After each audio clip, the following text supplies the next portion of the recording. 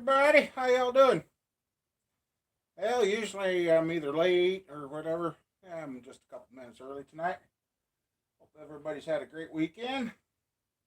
And, yeah, finally got the little 4.0 on the engine stand. I guess when a few more people get in here, we'll get started and see what we can get done. But, I'll have to get the blowgun over here, blow it off, and, yeah.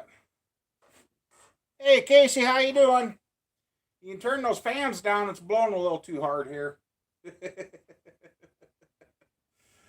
uh, and yep. And I told you, warm weather got here. My hat stays on now, so I was gonna show that off yesterday. Oh heck, it's trying to relocate the building here. It's blowing that hard. I was going to show my hair cut off yesterday, but I didn't get anything done. Not like I wanted anyway. But, yep, so I decided we're going to mess around with this little Henry Ford. Get it out, get it together, get it out of my hair. I know a few of you guys are probably off Sunday night racing, which I could have went to that tonight, but I decided not to. I could have went and watched our motor that we built go, but love these Fords. Yeah, I'd love to throw them over the cliff. Yeah, the only time I know a shop to put a crank in to take it out to send it back home to you. I was going to read up on this, but I got talking to everybody here, so. Yeah, can't believe there's only 2 people in here. Yeah, I don't know.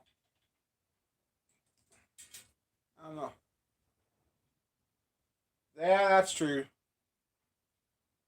Unfortunately, this one's not paying like it's supposed to because so many things went wrong. But, yeah.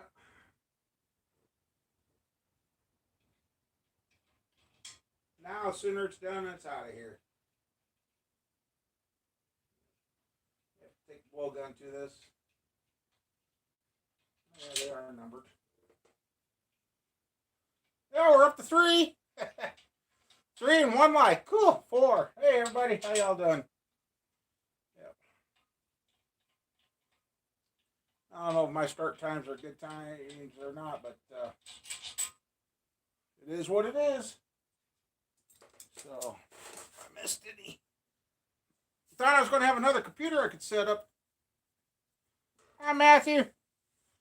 Set up, but it was the one Mom was borrowing, and yeah, I don't know what happened, but hey, Mike, how you doing? Yeah, you made her. I started a couple minutes early tonight, but no, I better set these off over here. Got the bench here, just we'll use it, huh? They are numbered 1, 2, 3. So.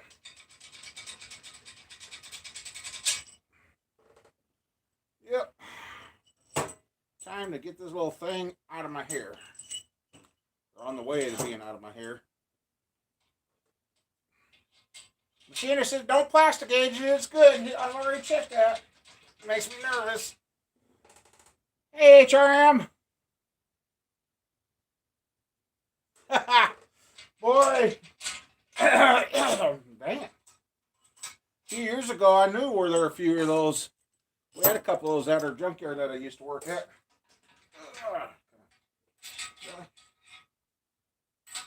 There we go.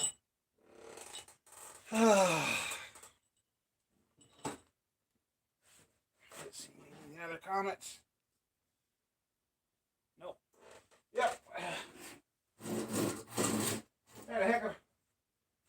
I found some new gears for this. I think I'm going to break down and order them.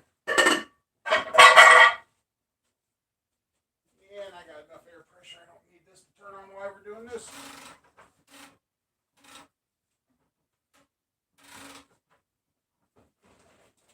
All right.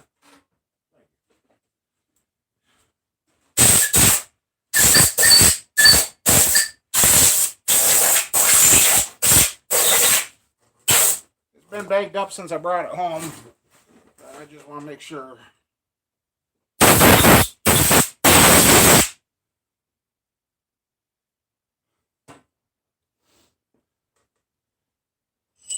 Welcome, everybody.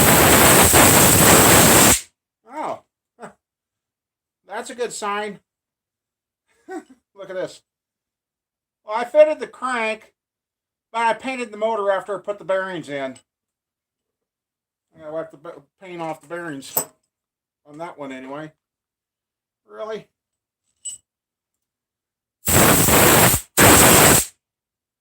Yep.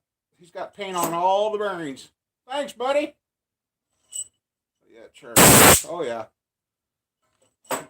What I thought was dirt is actually black spray paint. Ah. Yeah, I've been putting it off. Can't put it off anymore. Gotta get her out of here. Tomorrow I gotta get me some supplies. I don't really want to use brake clean, but it's the only thing I got. Whew, I hate the smell of brake clean too. There comes the paint. Wow. Yep. Anna was here and we talked about a couple of things and yep.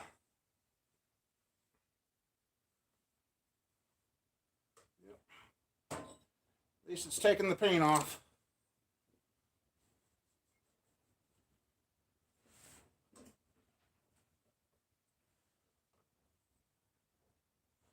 I wish I could have had that other computer set up.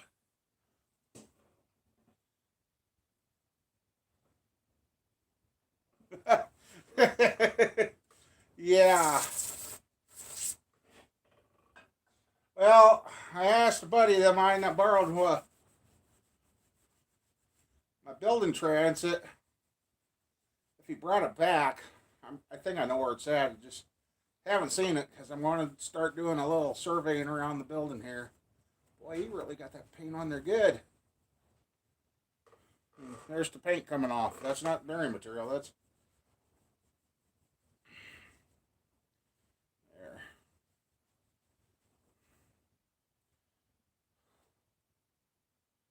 Okay, that looks better. Those look good now, so.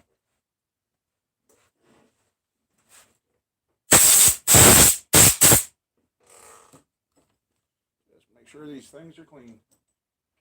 Thank God he didn't have the crank in there when he painted it. The crank would be all colored. Yep, missed that bearing.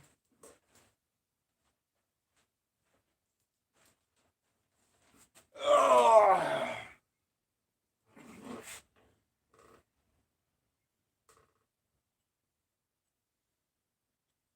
Yeah, there's block and everything's good. The crank was just a standard polish because it really actually didn't even need a polish, but he polished it.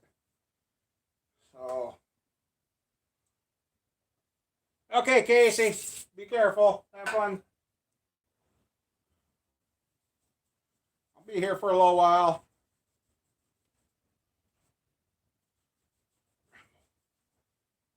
Whatever kind of paint he used.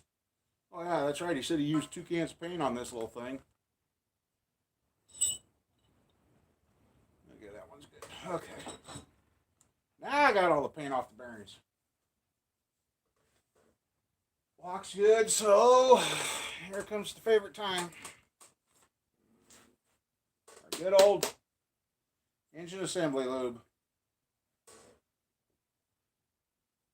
This one might be about empty. Yep.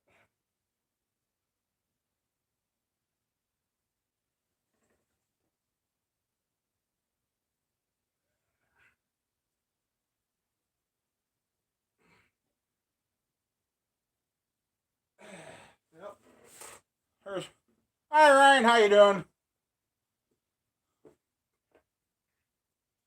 Yeah, he did a good job on machining the motor. Just some things I didn't agree with. But what do you do?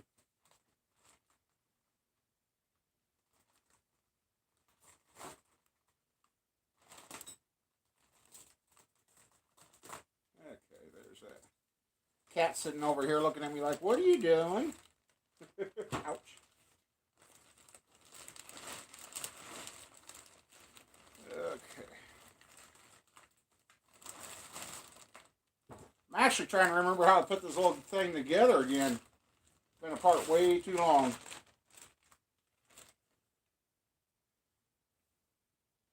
And this is such a weird little crank here.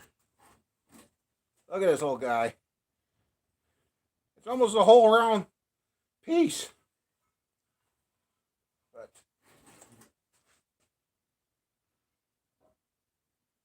okay.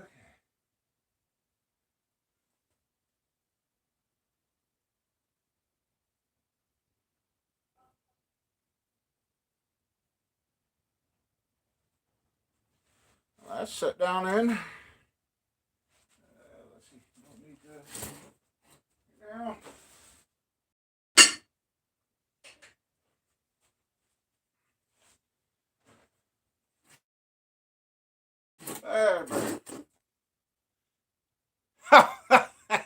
Sorry about that, view.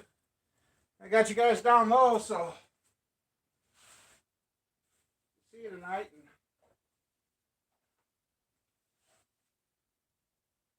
I don't think these are. Well, I've gone through a lot of rubber gloves. Didn't realize it. Oh yeah, these ain't gonna fit you. Ain't gonna fit me. Ah, no. Yeah. Oh no, those ain't. Those are the ones we bought for the wife. I'll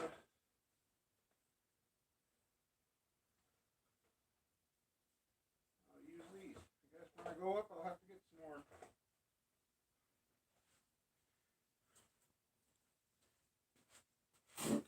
Oh, let's see. You know what? I think I'm gonna put the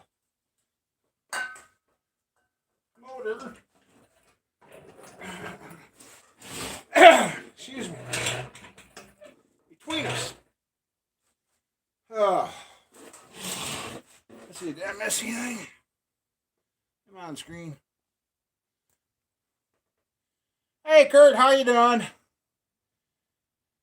I think we got the 70 today, but the wind's about 70 mile per hour. And just before coming on here, I seen up by Lamar's, Iowa, somebody posted acreage on fire. And with this wind, who knows where that's going to stop.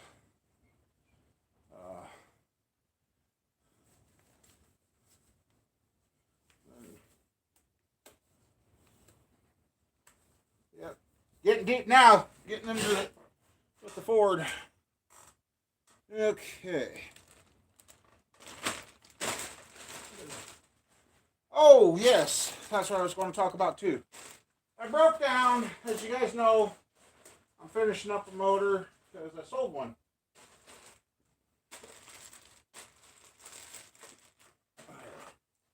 And I sold one, so I'm finishing that up. Well, there's the fuller one. I'll use it. Oh, it fell. That's what I did. So I sold one, and I'm getting ready to, well, then I was bad. I got on eBay last night. I got the bearings I need for the 400s coming, so I can fit and check the piston setups with those. I got a set of pistons coming for the 60 over, which is hiding right here. I'm kind of, what I'm going to do with that motor, I'm going to duplicate the one that went out to the track, and I think that's out on the track tonight. I don't know. I didn't go. I didn't go, and I didn't ask today. I kind of don't want to know. So we're going to do another motor up like that one, and kind of try and have a spare. And somebody in here, I just priced out a motor, and now we're trying to figure out how to get the 2 points connected. Yep. I'm using up these partial cans I had.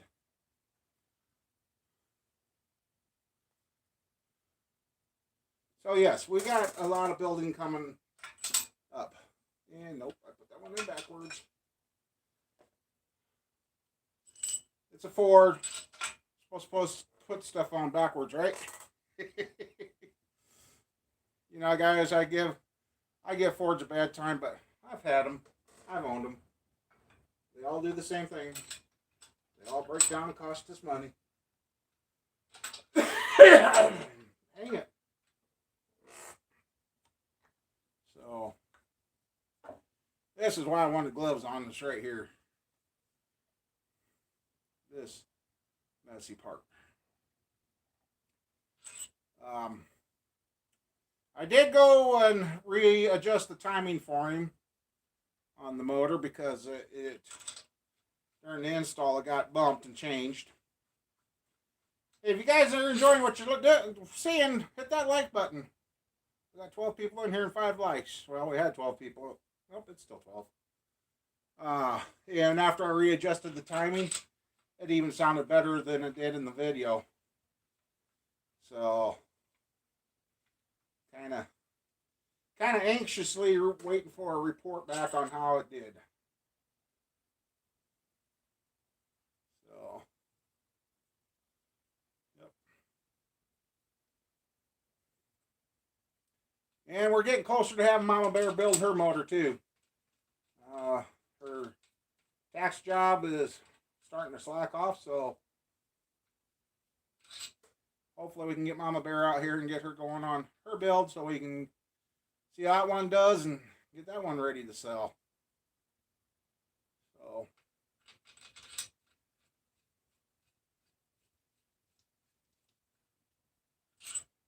but I noticed too here, I don't know what's going on, but notice I'm trying to do the best I can with what I got, and sometimes a brilliant plan comes out when you're thinking out loud, and I've done some thinking this week on stuff that I'm trying to get done, and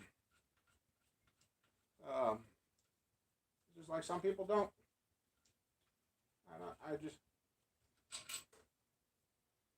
I don't know. I guess that's my problem. I sit around here, have nobody to talk to. Then I go talk to you guys, and then, yeah. I've been checking my stats a little more than I used to, and yeah, stuff's falling off. But I don't know what else to do. I am who I am, and I do what I do.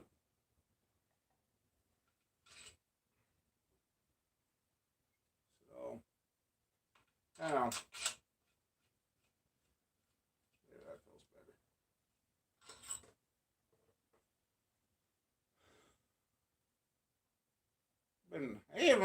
That's what I like about my internet out here at the farm.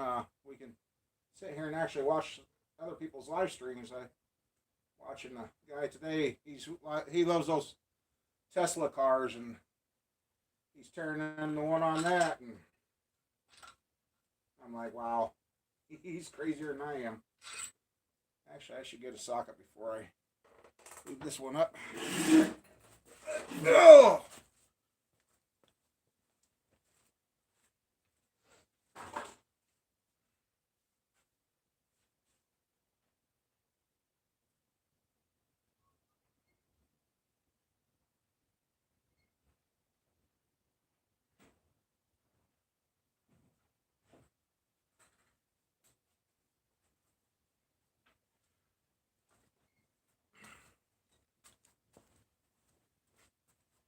And I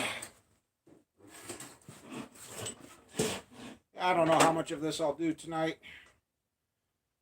Might just get the short block together, and I don't know. We'll just see how things go. Yep. So yeah, I I went through today thinking I forgot to do something. Well, here about an hour ago, I finally figured out what I forgot to do today.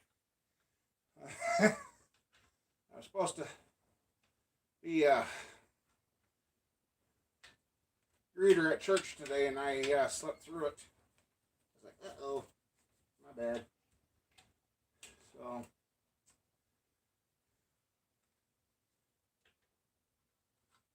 and I'm just going to hand tighten everything tonight on this. Just make sure.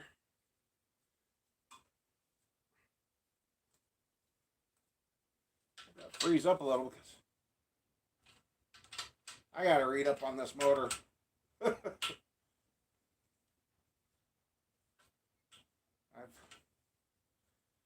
So, how's everybody else been doing? How's the week been? And how things going for everybody out there?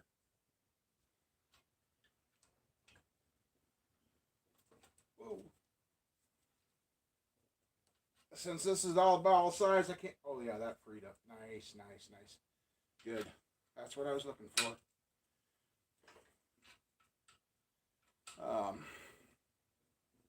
What was I saying? Oh, since these pistons are oddball size, my fancy ring compressors won't work. Oh, that is. There's very little resistance to turn this thing. It's.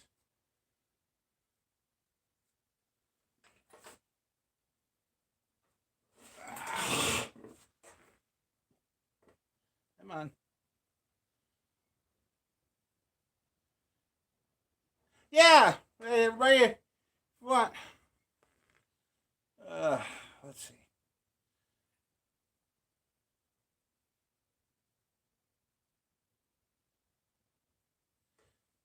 Yeah, this is the overhead cam motor. It's got the cams in the head. Yeah, and if anybody wants to, I wished him a happy birthday earlier. And uh, okay, those are hand tight. And then also, so I don't forget, I do remember how this goes in finally.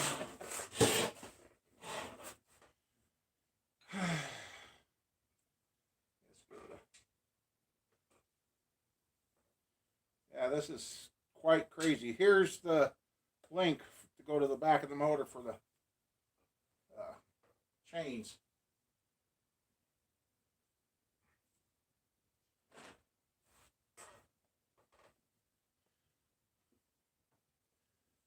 Yep.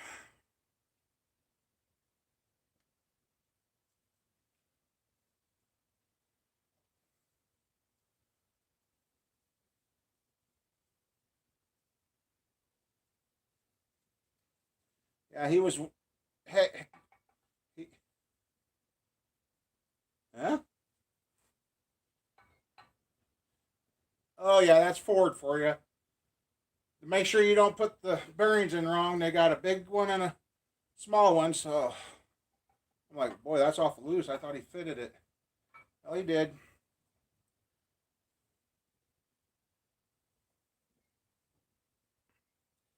And oh,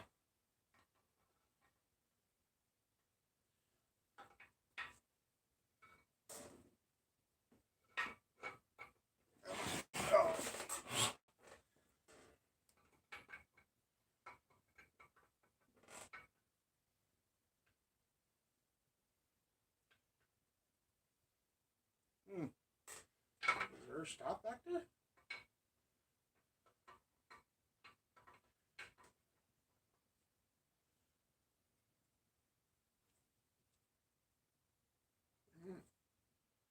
Whoa. I'm gonna have to look that up. That. Oh. Well, we may not be going any further on this 4.0. He said he fitted the shaft and said it fit good.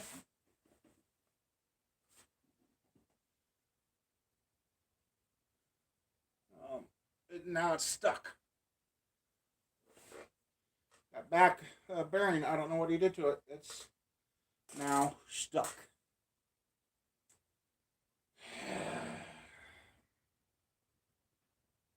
This is why I got to get to where I'm doing my stuff, doing the stuff in house.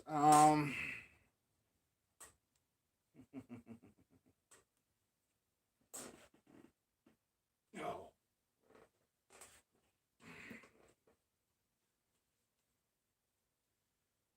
I tell you, I don't know if I'll touch another Ford other doing spark plug work and brake work on them. I don't think I want to do another motor.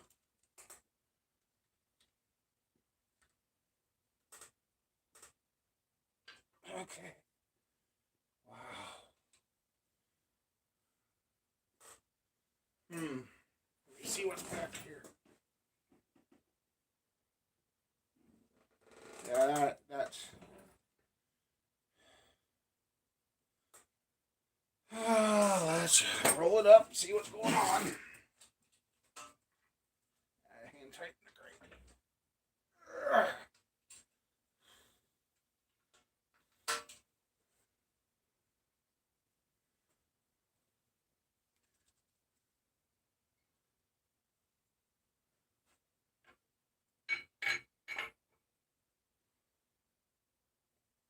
I can't. What in the heck did he do? Yeah, it's not going far enough back. I can't get to the. There's a little drive gear that goes in. Hit it with a hammer. Yeah. But if it's that tight.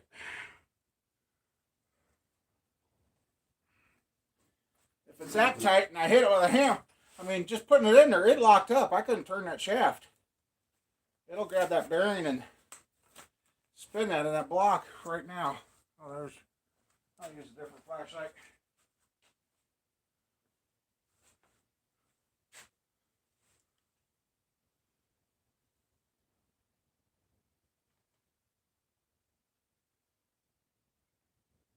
Oh, that might do it.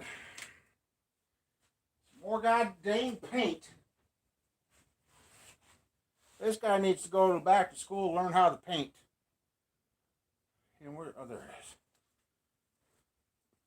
Where he's got a bunch of paint in there. I mean, there's tight clearances and.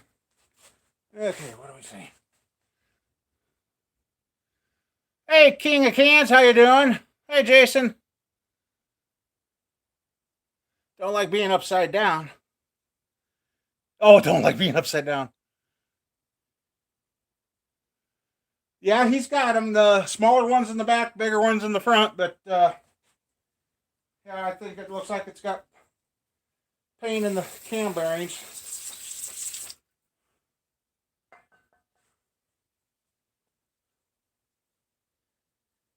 Wow, that's a little further there. Yep.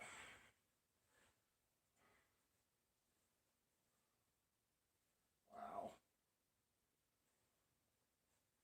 And the funny thing is, he said he fitted this at the most. He was so hell bent on having me have this up there because he wanted to fit it.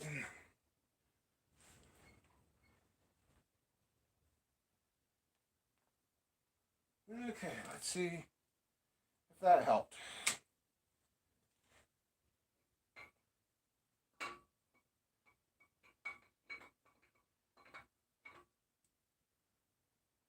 Oh, wow.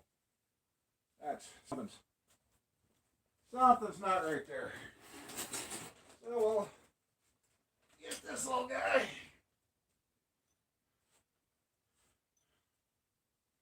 I do remember this one goes up front. Not that I really want to. Better go find my bolt for this.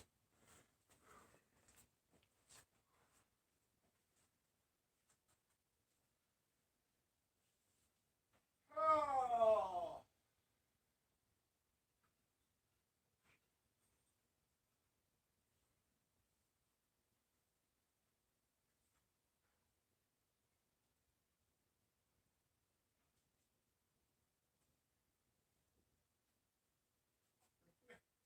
Pay somebody good money to do what they're supposed to, and you still don't get what you wanted.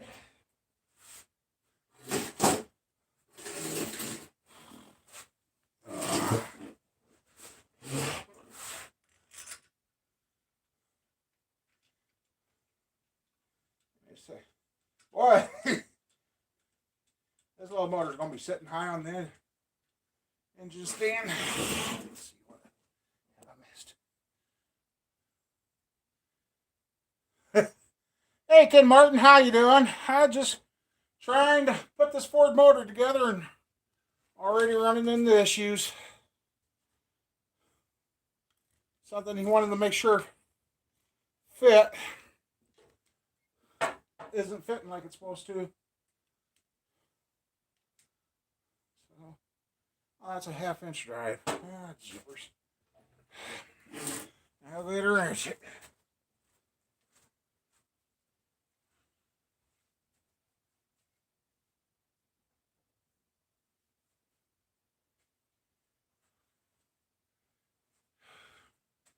I should have worked on the Chevy today, but it's so dang windy out there.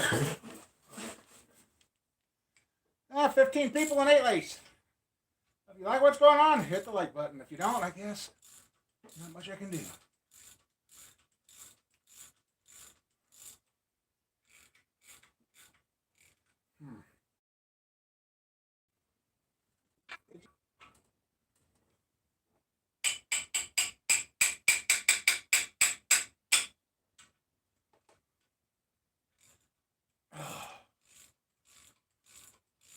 I don't like doing this, guys. I really don't. This should have fitted. If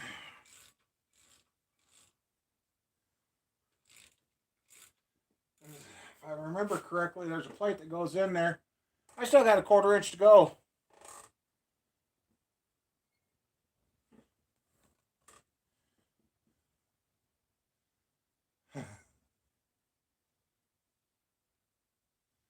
Hi, Greg. How you doing? God dang.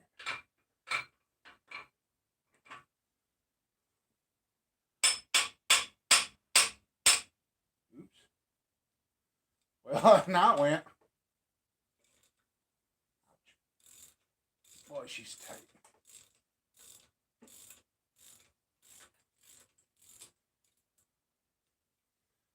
I do not like that. That is. Okay.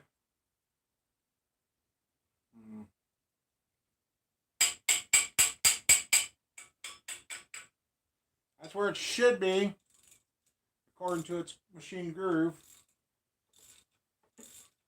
And as I twist it, it pushes itself out. Oh, great.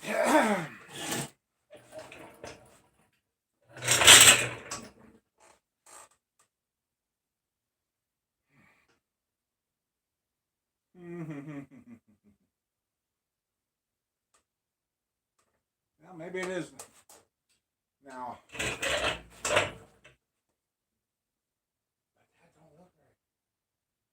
Oh boy, oh boy, oh boy. I don't want to put the pistons in until I know that fits right.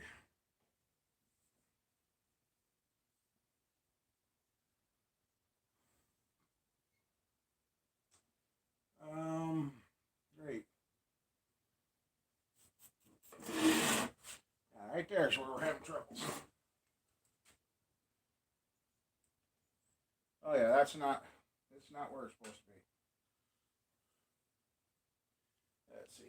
Knock that in. Oh, blinded.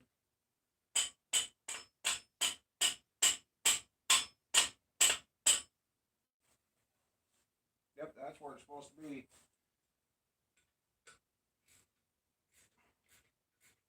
Yep, as soon as I turn it, it just walks itself right out. So, what the heck did he do? What did he do? See if the bearing's scuffing or what's going on.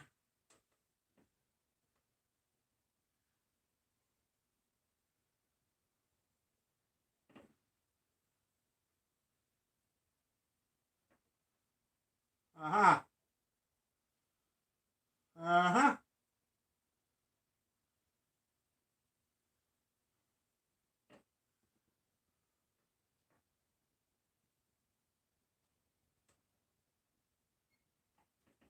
Looks like he rolled the edge on the cam bearing. Oh, yeah. Yep. Well, actually, I know Mama's been extremely tired. I wanted her to give me a haircut. And the other night she fell asleep. And it started itching and started driving me bats. I did this to myself. I gotta have her go back and touch it up, but yes. When I was working on that Chevy out there trying to pull the motor, I got tired of the hair coming around, whipping me in the face and looking like I had it. Yeah, so I finally cut her off. Yep. It looks like he did roll the edge of the bearing back there.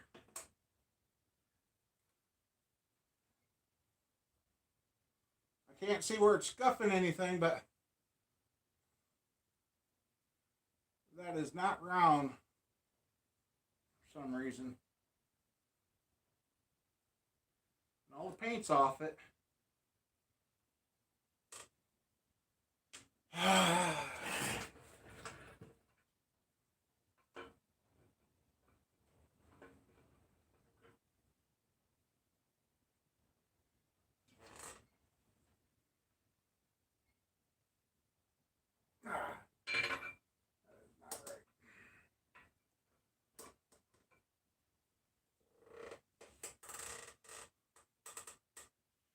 I just pulled that out. Now you look at the grease on how that's smeared. Look at that. It says that bearing is completely out around. What in the blank did he do?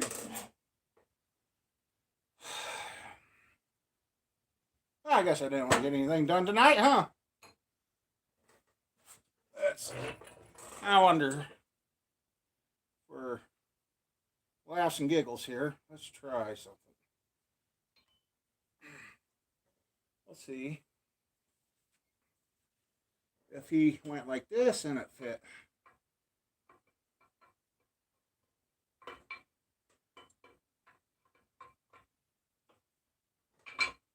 Okay, now explain that to me, guys.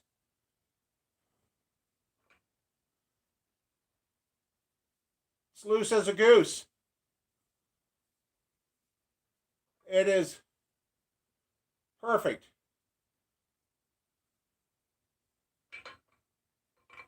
But when I put it in from the front to back, like it's supposed to be, it tightens up. Now explain that one to me.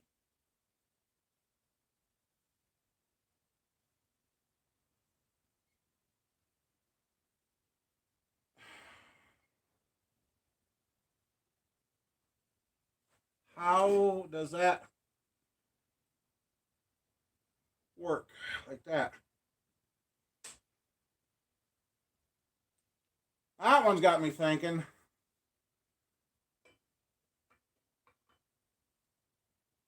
No friction whatsoever. No friction whatsoever. No tight spot, no nothing.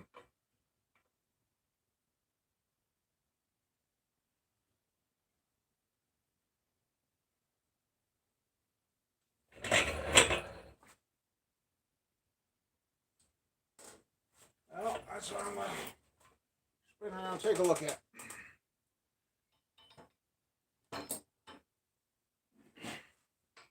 Yeah, come on. I hate this engine stand, but it was free. There we go.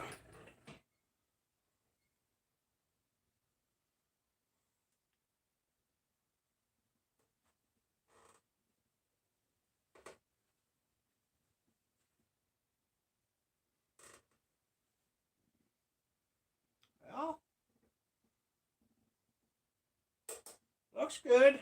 I mean, there's nothing else in between there and that. Yeah, there's no lobes on that one. Yeah, yeah. The problem is uh, Sharpie. Where do I got one?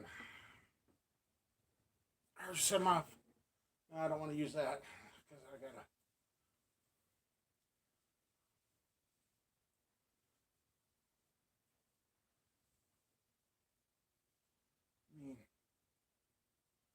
That stays on there.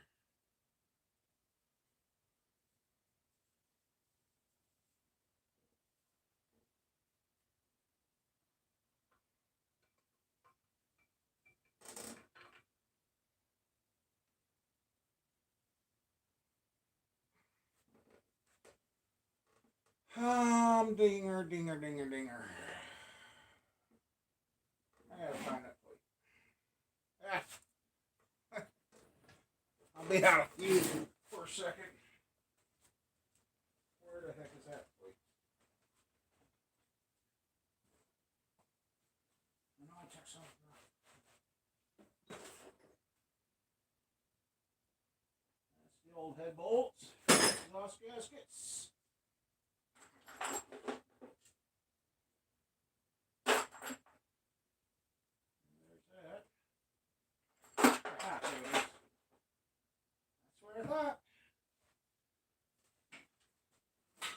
That's what I thought. Okay.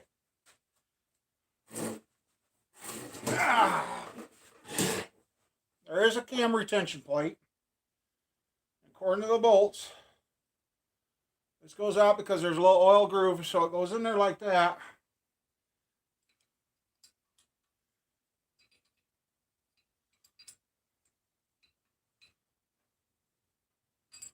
So, yes, that has to go back a 1/4 inch. And then, like I said, here's the oil pump drive. Yeah, on this little thing, it's only got that's what distributor, but it's just drive for the oil pump now that runs off the cam. But obviously, when he checked this for fit, he only stuck it in from the outside instead of sticking it through like I'm doing.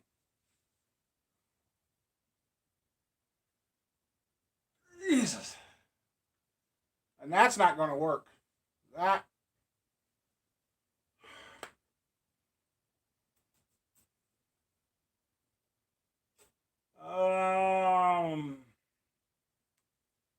That's not going to cut the mustard.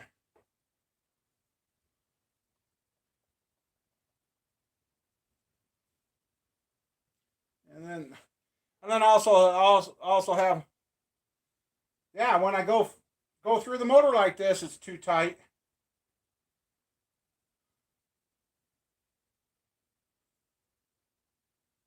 But when I go, well, when I stuck this in here, it went in. When I stuck it in from the outside, as you guys just watched, it went in. But now I'm putting it in. I know he had to deck it because he said it was warped. But that shouldn't have done anything to that. I would hone it if I had a hone.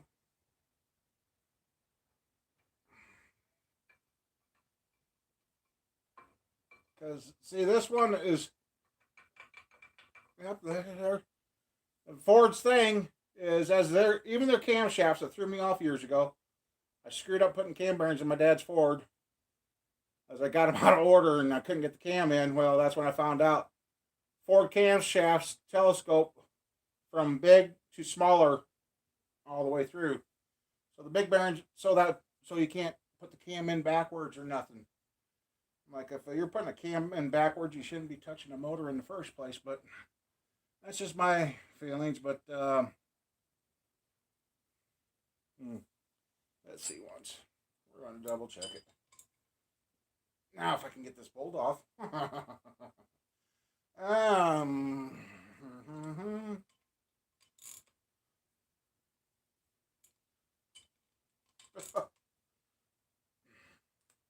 Really?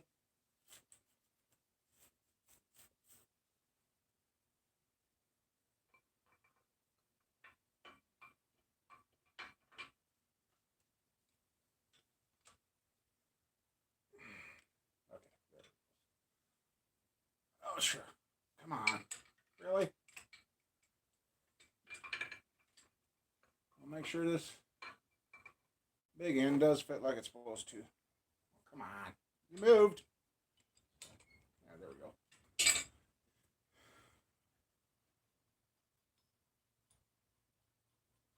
Oh no. I know what it just did too. Yep, that's what I was afraid of.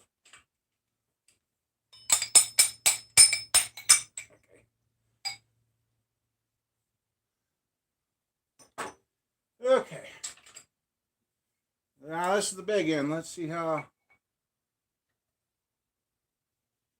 Yep, it's the big end. It's not the small end. It's this one. Wow.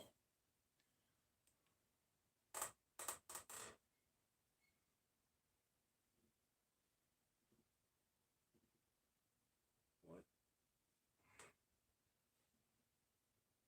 Why the heck did he do?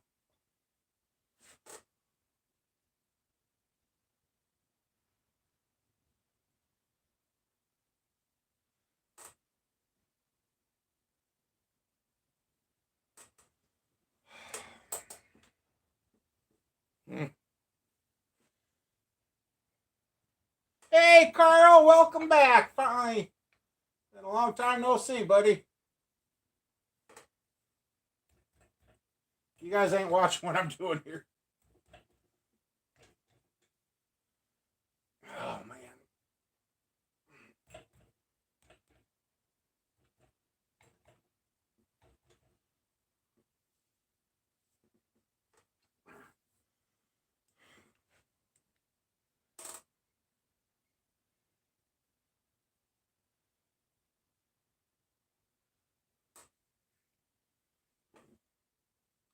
Well, according to this, how could he have? There's no way. Okay, I was going to say there is where that goes through is its own chamber. There's no way in and out, so you got to drive them in from outside. And where I'm seeing the damage on this bearing, it's back here on the high side. So if he wasn't completely square when he started driving that thing in, he twisted that front bearing. That's the back bearing's fine. It's the front one. And evidently, and he even polished this. Yep, it's good to go. It's it's ready. I don't see how.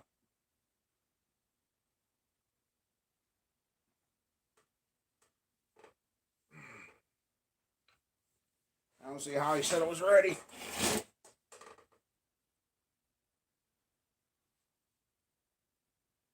Oh. And see, this is one of the things. And he charged $62.50 to install this bearing and the one in the back. And this is what I got. And oh, the two soft plugs he put in, right there, right there. There is none on the side block. There is none. $32.50 to put those two soft plugs in. Oh. Okay, there. Oh, hey, wait a second. What do we got here? I just got a good scrape.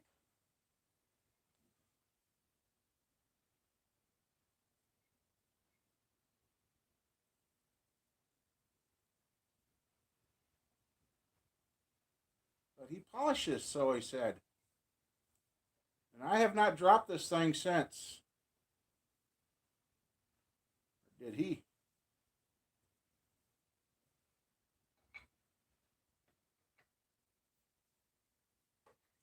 Part of me just wants to go, boom, hit it with a hammer, drive it through, see what happens.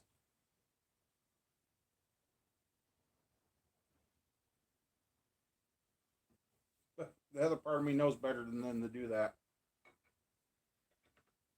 Yeah, I was kind of hoping we'd get this little thing in a short block form. Oh, oh, yeah. Guess what?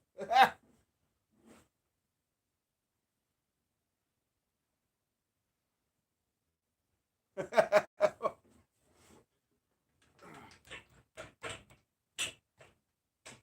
on, give it back. Well, that did kind of free it up.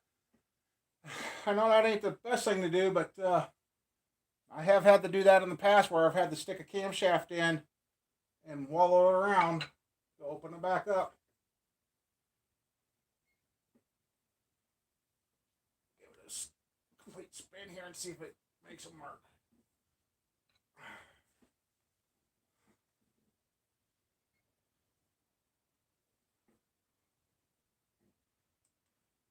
So how you doing, Carl? Ooh, what the heck?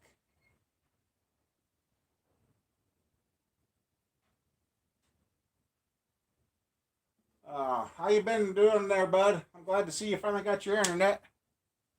Hey, Matt. Hey, Road King.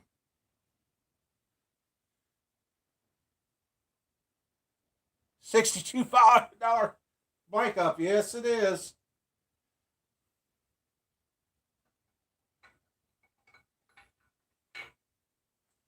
And it's kind of killing what I wanted to do tonight.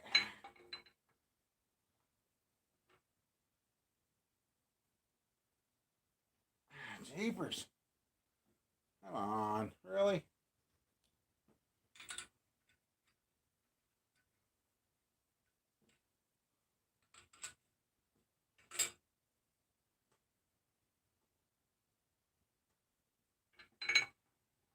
If I had a hone, I would do the ultimate no-no, but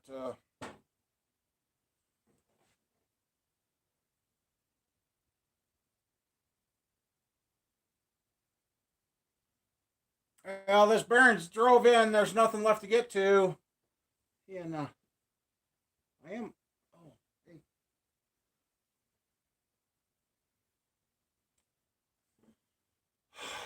If I had an extra one of these shafts, uh, what I would do with an extra one of these shafts, I would take and put a the angle grinder with a cutoff wheel and put a couple of lines through it and use it as a reamer, and then. But yeah, wow. Oh, there's a nick here in the. There's literally a nick in the bearing surface. Oh, yeah. There is a nick in the bearing surface. So, whatever he did with his tool, or whatever was on his tool, that sounds bad. Good thing Mama Bear ain't here. Hi, Mike. How you doing? I'll have to go back through and see who I've all missed, but yeah, there's a gouge in the bearing there, and there's a funny edge. And like I said, you can't see in there. Well, you could have seen in there if you wanted to put the soft plugs in. Oh, there. Oh, well. Wait. I guess that does. No, that just looks like I can't.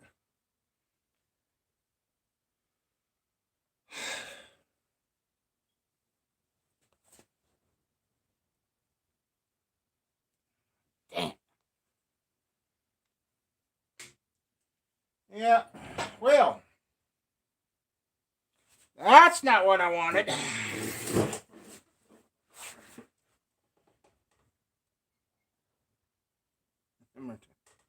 Okay, let me catch up on see what I've seen.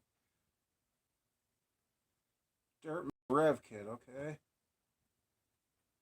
Hi, Redneck Railroad. Sneak in. I think I did say something, but.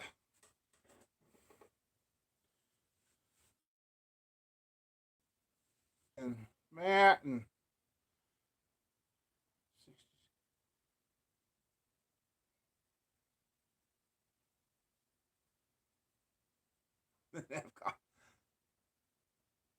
Oh, you're painting yet tonight, Matt? Hey, smash that like button. We got 20 people in here and 12 likes. Come on. Wrong bear. I don't know.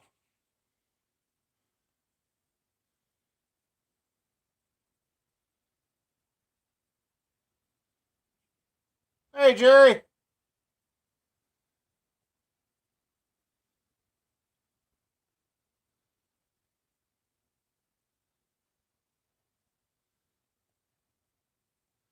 I'm still alive and kicking there, Carl, and moving.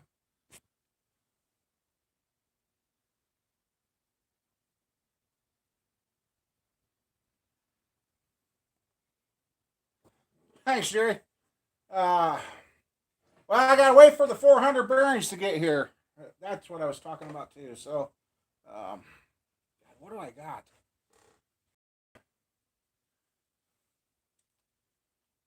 Hmm. And that's the thing too. If I go honing that, since he's got that in there, that means material's going to go down into the. Oh, what a freaking mess!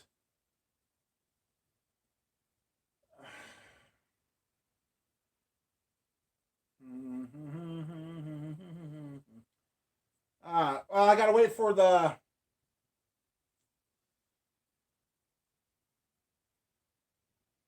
I gotta wait for the stuff to get here. It's supposed to be here by Thursday. Then I can get the 400 out and start fiddling with that and see what I'm going to do with that. Okay, I'm going to just sit back and think about this for a second.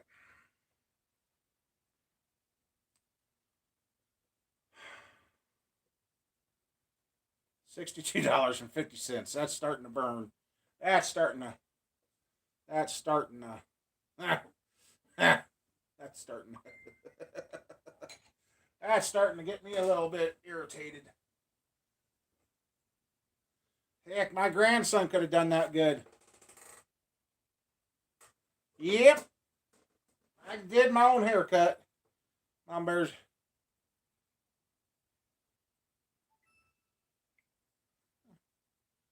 Uh,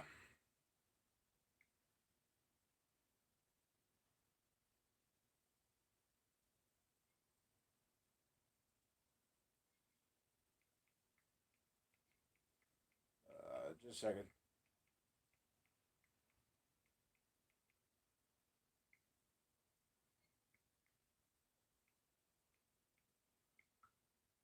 Um, okay, let me see. Yeah, I'm going to come unglued tomorrow.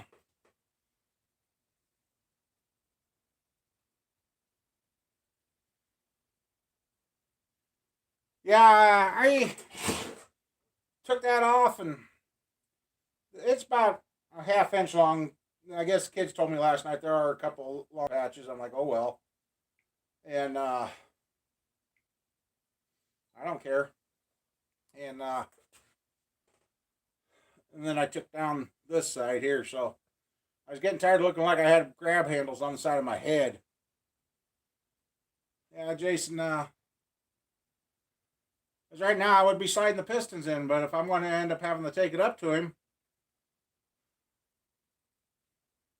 or he's just going to have to get me a new cam bearings, and I will do it myself. Oh, come on, scroll up, you thing.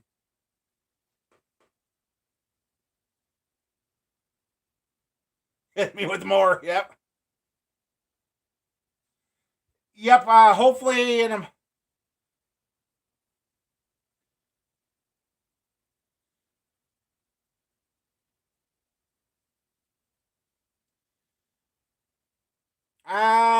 Jerry,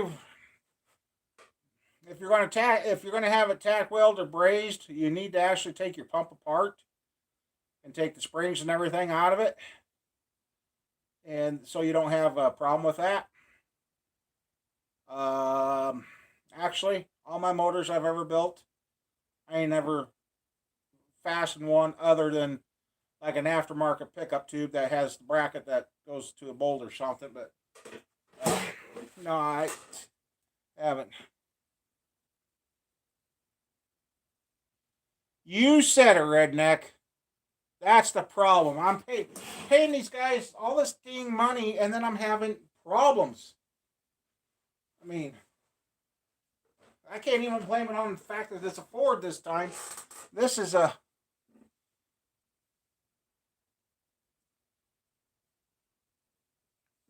Oh, what a. No, on my race engines, all the ones I've ran, I didn't do that either. I didn't weld them. It was either the pump was modified or the pickup tubes were modified. Like on a Chevy, you got your 4 bolts that hold on. Well, most of the ones I used had a bracket welded on them out of a 1/8 inch metal with a slotted hole, so you could get it drove on and lined up. Then you put a new bolt through that was longer to allow for the thicker metal, then bolted that. Um, yeah, out of the 12 years I went racing, I didn't do that. All right, Matt. Hopefully in about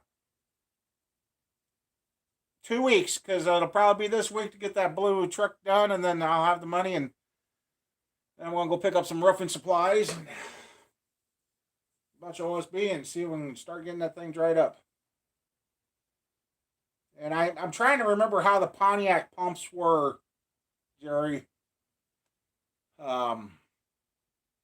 It's so long since I worked on a Pontiac. Uh,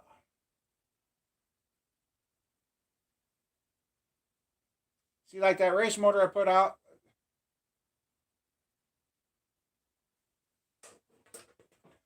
All right, Matt. That race motor I put out.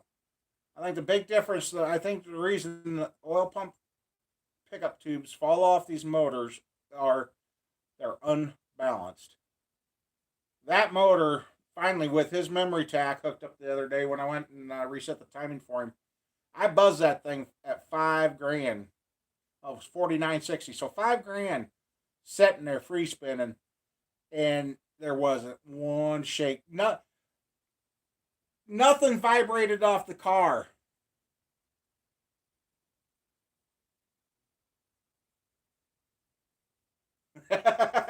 Yeah, Jerry, I'm trying to figure out how I can either take my show on the road and go around and fix stuff for people at their places, or figure out how to get stuff here to get her done.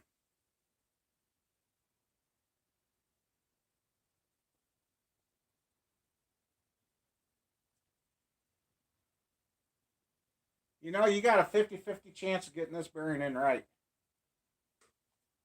There is not a hole in this motor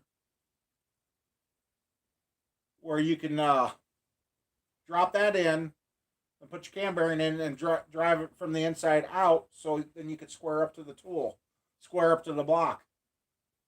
This is all freehand outside.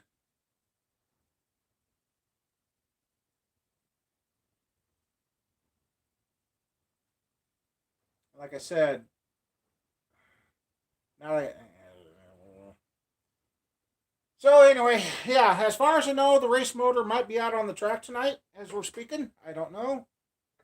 I just I when I raced, heck, I'd even have motors with 20, 25 nights on them. I'd still get the butterflies.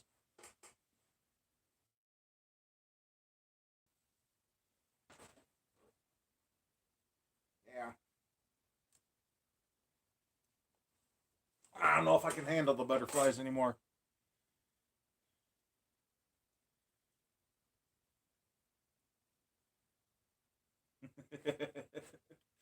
Yeah, Jerry's going to have a fun little Firebird when he gets her done. When he gets her done. That's the thing too. I might have a lead. Oh, Matt's out of here. Might have a lead on a Camaro if anybody's looking for a Camaro. I might have found one. I'll know here in a day or so. Uh,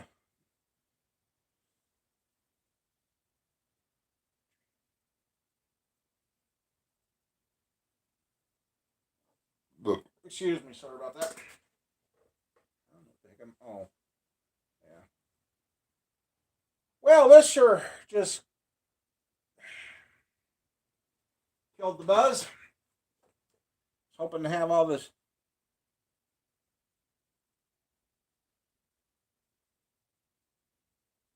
There you go, Matt or Jerry.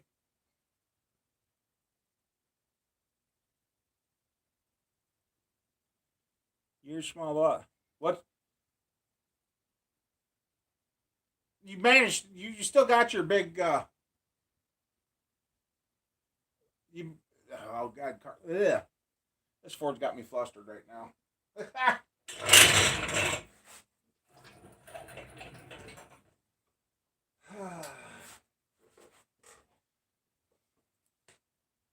Yeah, I guess if I ain't going to work on that, I guess I can move you guys up so I could see.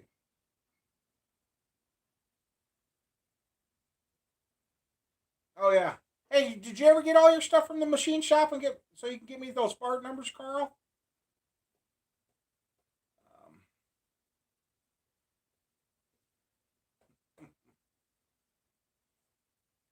you know what was that? 2 years ago, I did that 390 for that guy in that Mustang, and we had nothing but troubles there. Go to put the motor together, and the piston stuck out of the holes. What? Found out somebody put 360 rods in a 390, trying to make a stroker out of it, and now here we are trying to put the parts back in another Ford and can't get them in.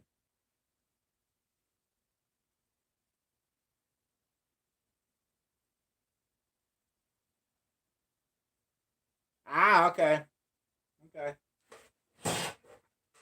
Well, heck, Carl, I won the lottery. I'll build you a nice house and shop out in the back 40. Well, the back 16. Oh, I'm gonna make him come down here tomorrow. I really am. I don't get this.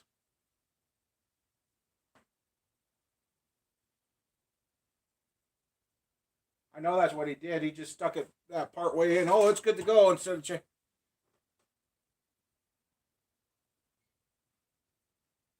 Yeah, that would be nice. That would be nice. Well, I know I just priced out another motor tonight, and if it works out here in a couple of weeks,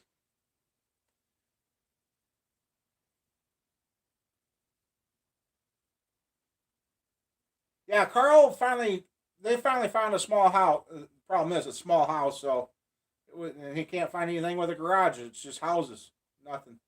So he had the storage stuff. Hope you don't mind me saying that, Carl. Saves you a little type.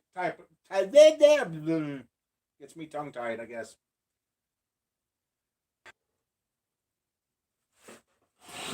What the heck? Why did that just change? Not that. I don't know what happened. All of a sudden, this thing changed its. Hopefully, I'm back. Okay, you guys seen that flip too? I don't know what that was about. Oh no, I just lost the stream. Uh, oh yeah.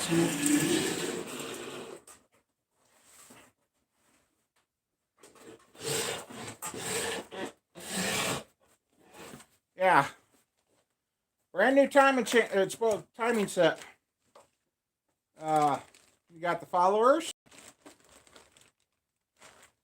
Even got an extra chain I don't even have because this motor does not have a balance shaft in it. Got the rear seal, new chains, and absolutely no gears.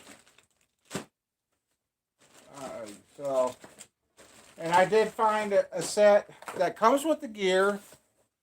I'm gonna have to find out what this set here cost, and it may be going back, and then I'll use the money from that to order the set off eBay. That comes with everything that's in there, plus the gears for $59. I got a feeling I know what this set cost, and that's a lot more than $59 and no gears.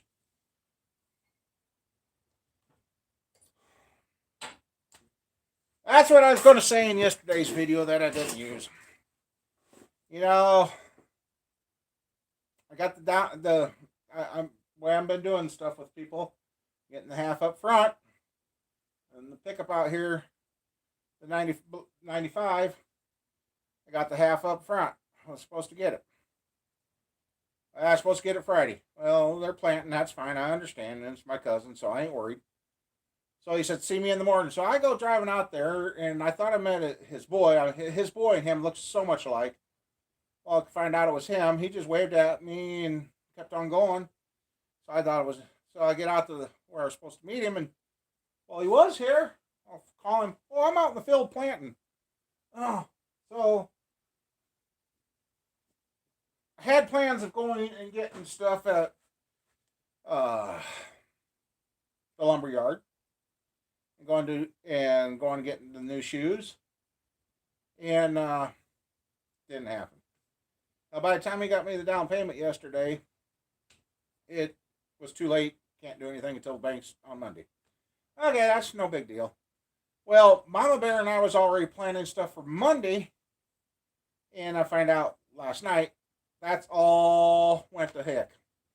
Mama Bear's car's got to go in for the AC to be fixed. Then she was supposed to go get her blood work. As I kind of found out why Mama Bear's been feeling a little bit extra growly, she went 4 days without her thyroid medicine. Didn't know that. That explains with the Graves' disease and having no thyroid and no medication. Yeah, it can get rocky. So that's all messed up. So it's like every time we plan something or I plan on doing something, it goes to heck in a handbasket. I'm to the point where I'm not planning anything. And here I kind of planned on doing this for tonight, and look at it happen again. We should have this in short block form. Oh, and here's the kicker too. This little 4.0 is a interference fit. Let's see. Hi there. I'm not even going to attempt to say your name. Let's see.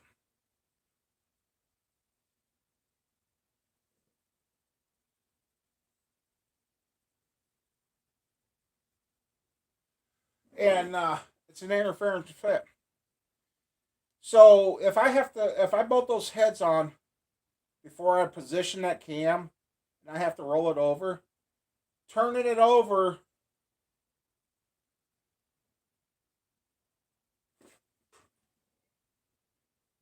Okay. Okay, Gar. And turning over by hand, I can bend the valves.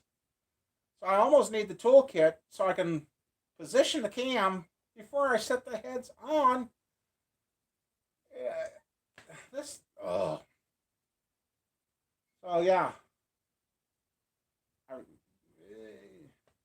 And then don't buy a newer Ford 350 that's got the diesel in it.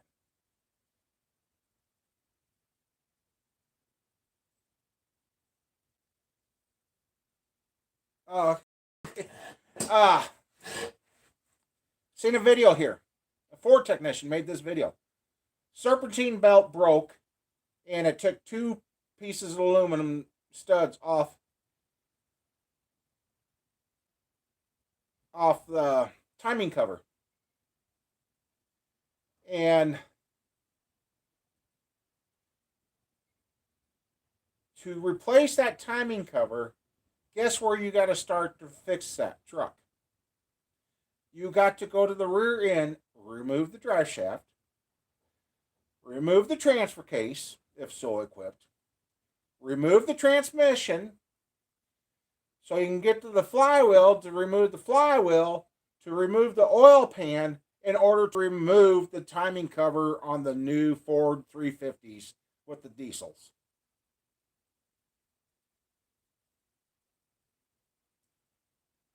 What engineer thought of that brilliant idea should be shocked.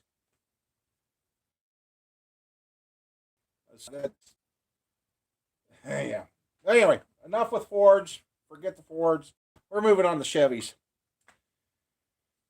So I got the 60 over. I finally broke down and ordered some pistons for the 60 over that are twins to what I put in the 40 over motor that's out and about doing its thing.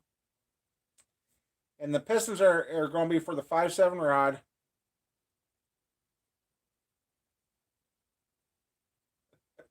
One from Ford.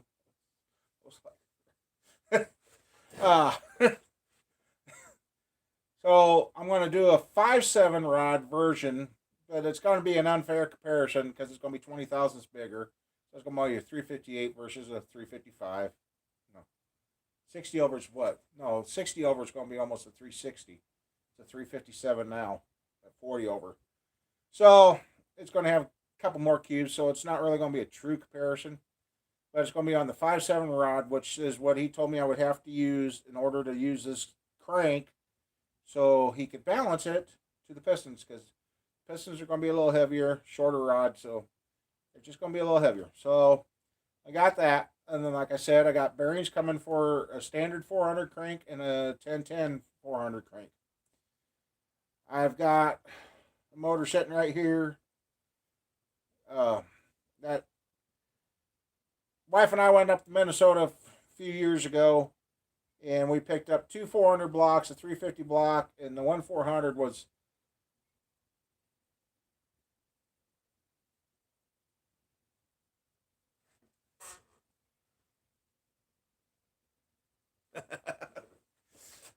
this is gone. I'm done with them.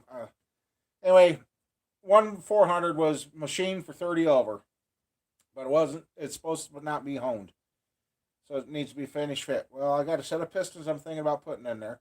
I had another set I wanted to use, but those are 40 over, and I really don't want to take this block 40 over. It's too nice of a block, so I might use these 30 overs in this. But I'm a little worried about it because they're no longer made. So if I break one, well, usually you break one in a 400, you broke the block too. So I guess I ain't going to worry about that. So we got that. I think I'm going to take the 283 block up, let Dingledork at least clean it. He can clean good. he can clean a block pretty dang good, and get that block get that block cleaned up so we can get the 283 built and get some of these parts ate up in here. I'm gonna and also with all this, I've got a set of rafters over in the one building that are either 14 or 16 foot long, and I think there's enough to go 16 or 18 foot out. I am seriously thinking about adding on to the east side of the shop with that room and get that done.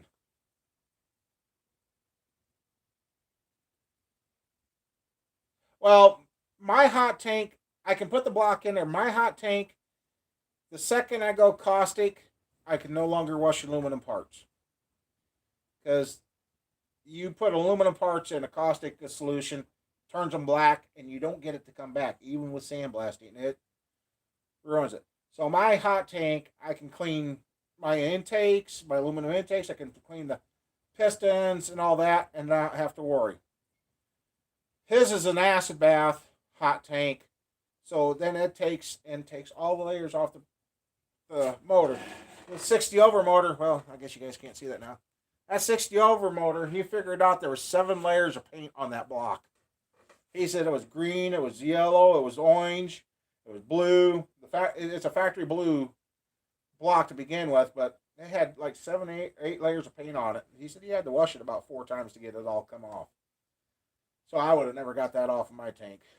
So that 283 is dirty, and I want to make it look nice. So I'm going to send it up and have it hot tanked and done the right way. A lot of these blocks. And and that's what I'm thinking here. I've got enough 350 pistons right now. I might not have enough blocks to go with the 350s. I got to talk to my cousin too. He did have a whole stockpile of them that we had. Yeah, they've been stored outside, but that don't scare me anymore, especially since I got this rust removing stuff and that. And we can clean them up, and then you got to bore them anyway. So as long as they didn't freeze and break, that's the main thing. Oh, excuse me. So yeah, I got plenty of builds coming up. Just got to get a few more, and I've got one extra set of heads right now, and I might change the heads I was going to put on the 327.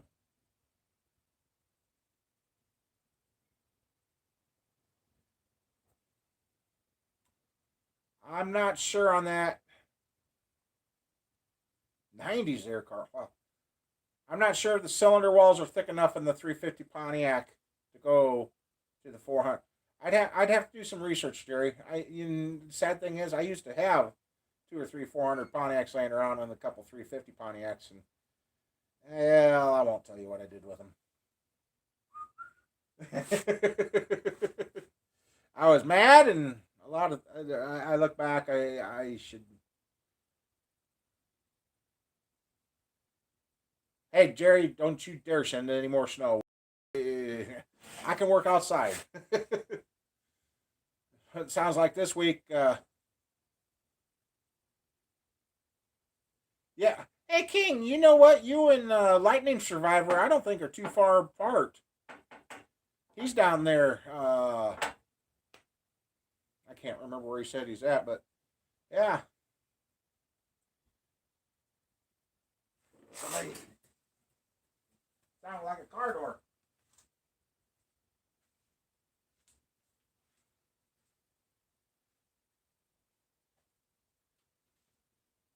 Nope, nobody here. Just us. Just us.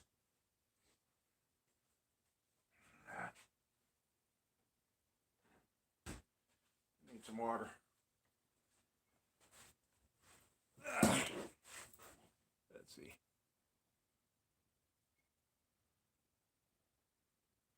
Oh, Terry! Hey, how you doing, bud?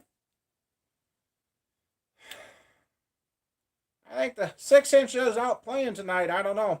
I didn't. I didn't go. There we go. Yeah, we got Carl back. Terry's here tonight. Hey, kind of having a good old time here. I don't know if Kenny's hiding in here tonight. He might be busy, but I might be. I might have to ask him how to. Well, I know how that's got to be fixed. A new bearing's got to be put in. Because, like I said, if I go honing that dang thing, this is what I'm. Come on, roll up here. Don't be shy, Ford. That. If I go honing that, there's oil passage up here and here. That means that if I hone that, all that crap goes into where I don't want it. So we're going to have to drive a new bearing in. Oh! Yeah, Kemper. He hasn't been in here yet, has he? He might be out. Oh, no. That's right. I think he went on vacation. I don't think he's going to be in.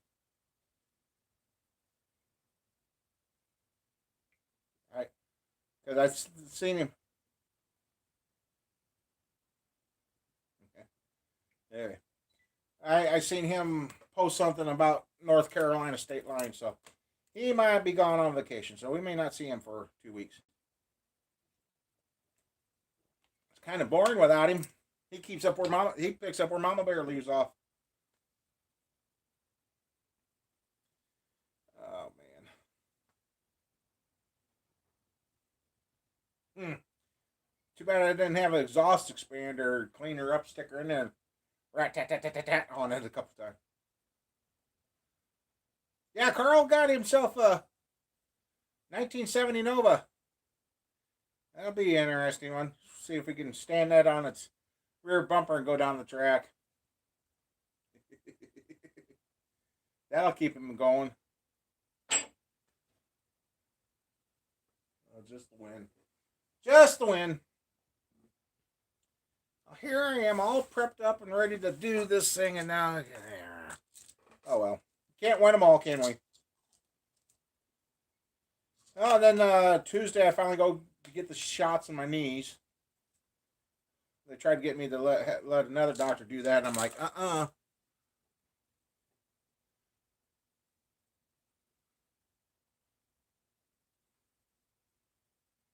Jerry, was that you that shared a picture of an old Blazer, an orange and white one? I've had a couple of those over the years.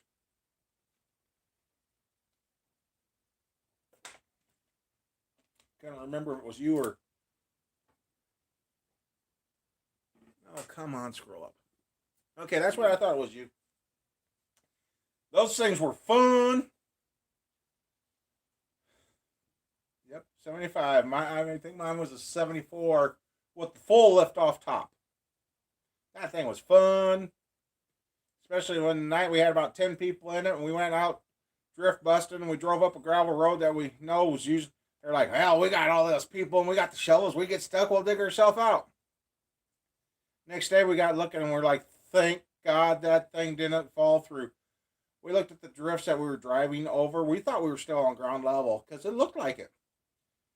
According to the road grader, those drifts were about 7 foot off the ground. The snow was hard enough it supported that blazer over the snow. And we're like, yep, we're never doing that one again.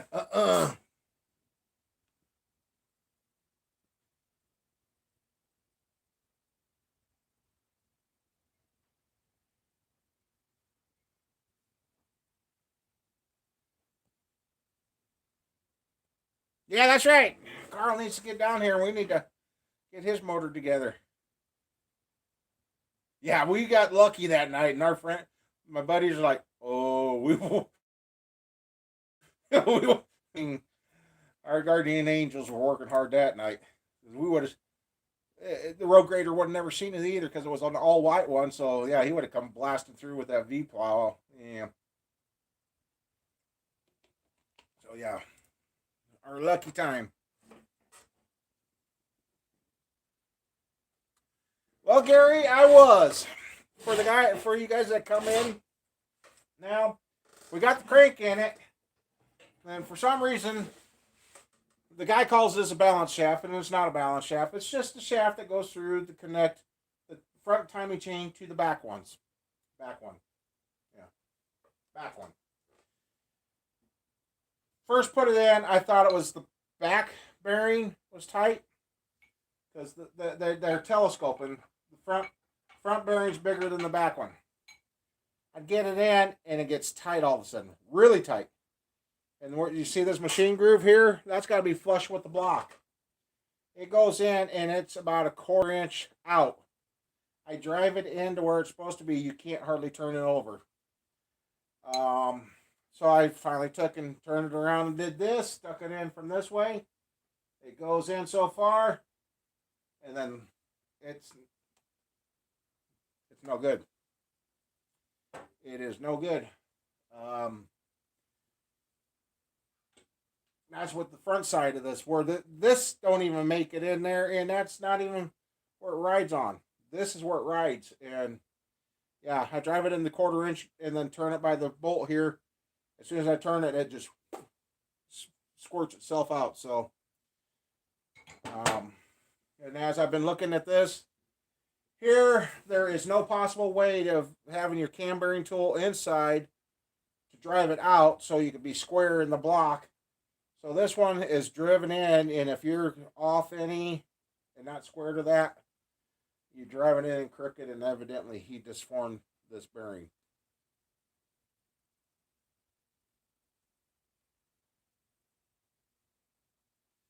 Oh, it had a propane motor? Oh, cool.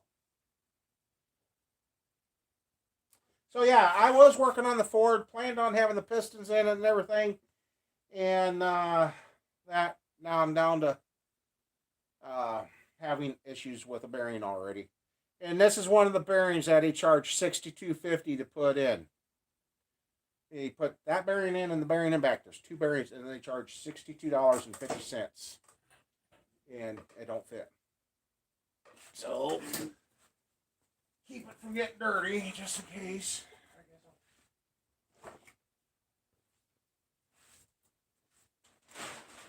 Bag it back up. And I've kept it in the bag ever since I brought it home. And well, that's that. Who was that? Yeah. Yeah. This Ford. And then he charged $32.50 to put two soft plugs in. There go right there. So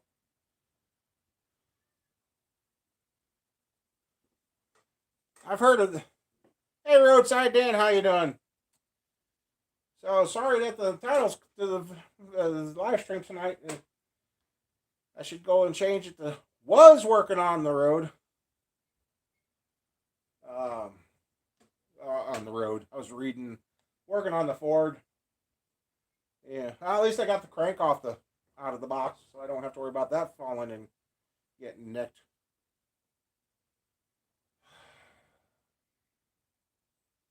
Ugh. Anyway, that's why I like my GM products. Or old. Okay, I don't hate Fords.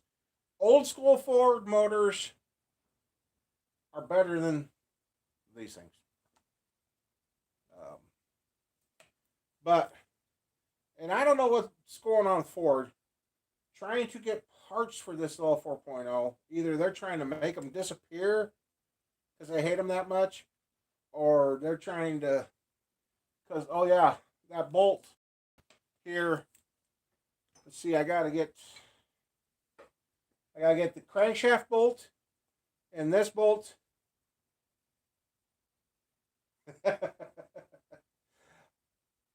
This is a one-time use bolt. This is a stretch bolt and it's done. So, and none of these kits come with these bolts, and the parts house can't get them. They say it's a Ford only option. So,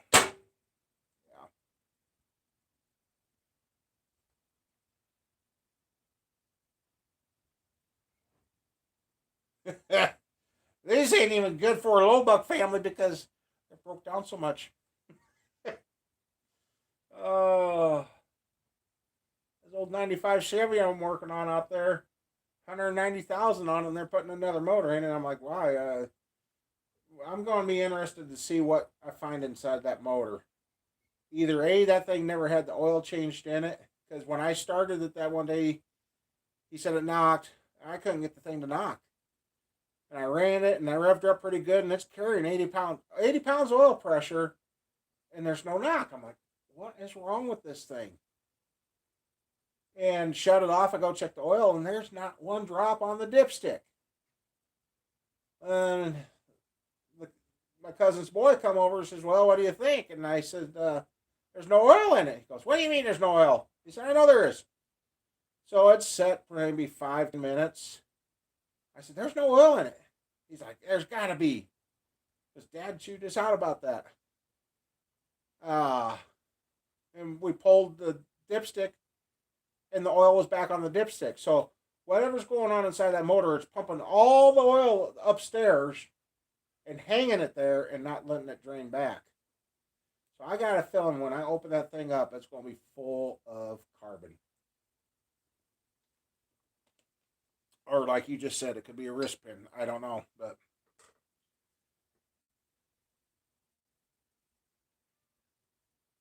yeah, 415. That's an odd one. What are you building that out of, Terry? I guess I haven't heard of a 415 yet. I've heard of a 421, but you need an aftermarket block for that one. So,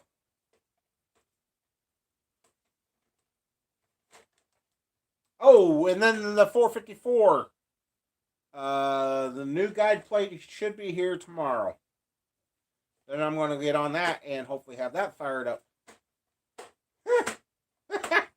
I got to pull a motor. Yeah, well, actually, I'm going to go to pulling the heads, the top end off that motor, and get it in here, get them cleaned and crack checked, and probably do a quick lap job on the valves to it. Put it back together, so I can get that motor in there. And plus, now I got. Anybody got a cloning machine? I need a healthy version of me about 4 times over. That'd be great. Uh, oh, dart block. Okay.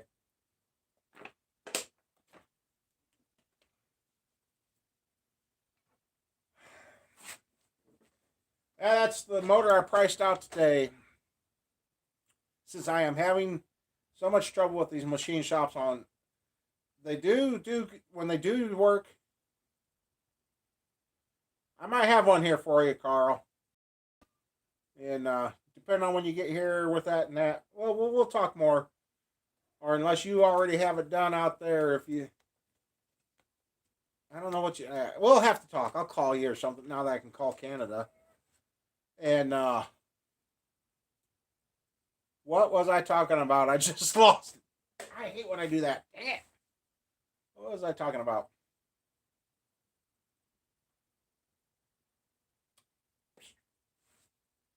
Gone. Anybody remember what I was talking about? Oh boy. Yeah. Need a reset button.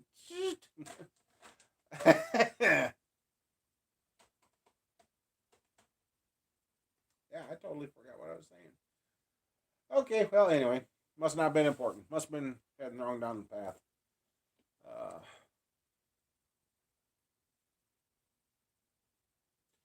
yeah, Carl, that'd be great if we go get those tools and get them back here. Cause oh, it was kind of along that. Oh, the motor. That's what it was. Oh, okay. That okay. Motor I priced out. The reason I priced it out that way. Yeah. Uh, because I'm tired of these hidden costs. Yeah, yeah, Jerry. Either that or it's a damn pain medicine. I'm using the walk right now. Their hidden cost are putting me on the back burner and all this. I'm tired of it. So I eliminated on this motor I priced out today. I eliminated all this extra machine work. I'm looking at brand new GM casting, complete assembled heads, not reman. These are brand new Vortec heads for this motor because it's a Vortec motor. Brand new heads with Z28 springs on them. Brand new crank. Probably going to put in brand new rods again. So the only thing in this motor that will be machined is the block. And I ain't going to have all these hidden. Oh, this thing, it does it again. I might be throwing this thing up against the wall. It's getting a little ridiculous. It's not doing any updates. Yeah, there's nothing going on, but that's twice it's shut itself off. So I guess I'll move you. I don't know if it's. I've never had this much trouble with this thing. So, but anyway, I'm tired of all that extra cost and that. So if he's just machining the block and that, then we're good to go.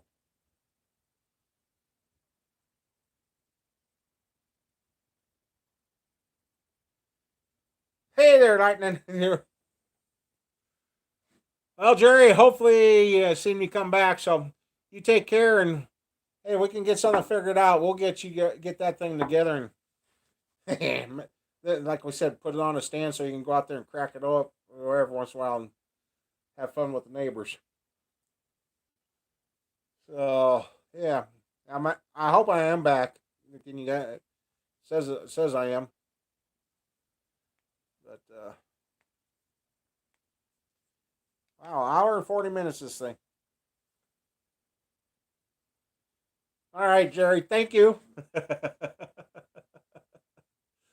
uh,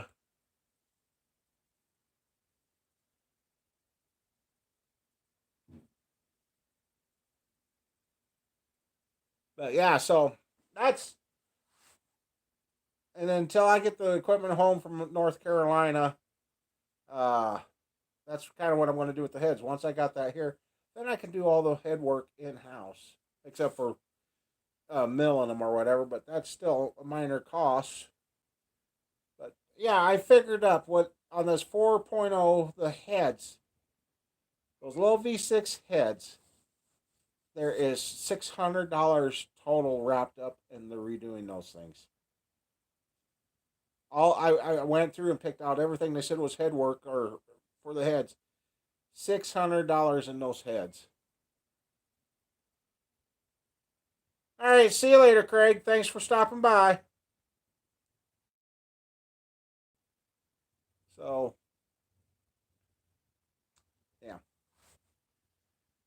Oh, otherwise, yeah.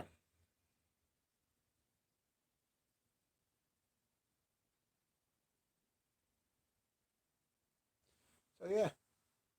I'm thinking, Carl, but I know here, hopefully, and the wife and I kind of finally decided to work on the house this year.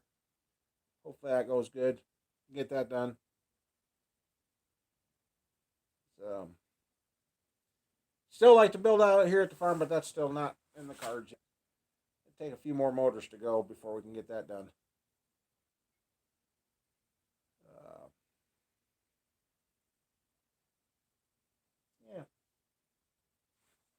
So otherwise, yeah, I got plenty of short blocks, but I got to get some heads done up, and that's why I'm holding off on taking any heads up because I just don't ain't happy with the machine shop. I mean,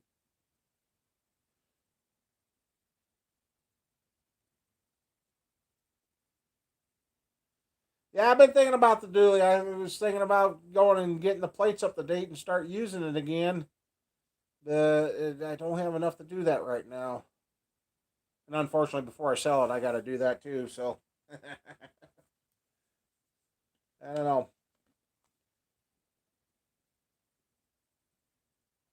Because the dually is the last old style truck I got, and part of me at the same time wants to find a box and put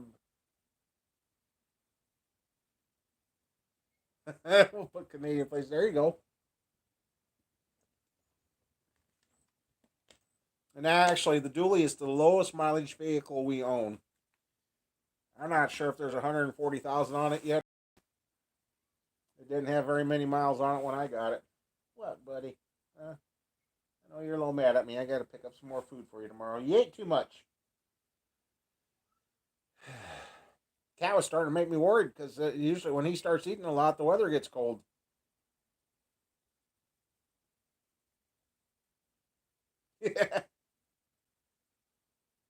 The 400. Well, here's the pistons I'm going to use. They're these old Ohio pistons. Come on, don't glare so much. They got a little bit of a dome. It's not going to be. What I'm having a hard time with is you see how rusty the rods are, and that the wrist pins are good. Well, Mike, you made it. We were wondering about you. I didn't know if you were going to come in because I think you're on vacation. If I kind of followed your post,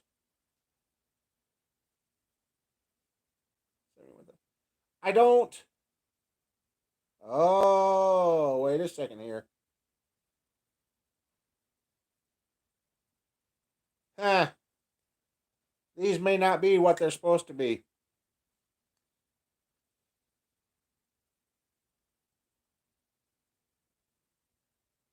Oh, wait. Maybe they are. Terry, tell me if I'm wrong. It's been a long time. Actually, I never put a 400 crank with a 5.7 rod. Yeah, these are supposed to be 406 pistons, Ohio's. But I see they beveled the edge here for cam clearance. Usually, when you do that, that's 383 stuff, ain't it?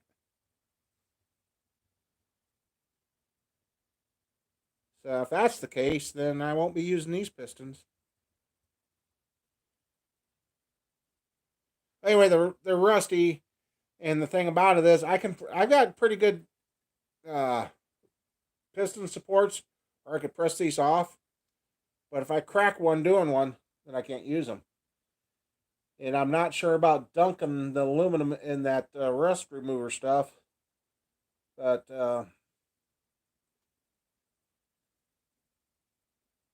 yeah, I can't remember. Because if I could, I'd rather press these off and get a set of scat rods and put on there. So that's kind of the plan. Yeah, that might be. It just that's why I needed the bearings so I can put these cranks, set these cranks in, and mock up and make sure everything fits like it's supposed to and that. So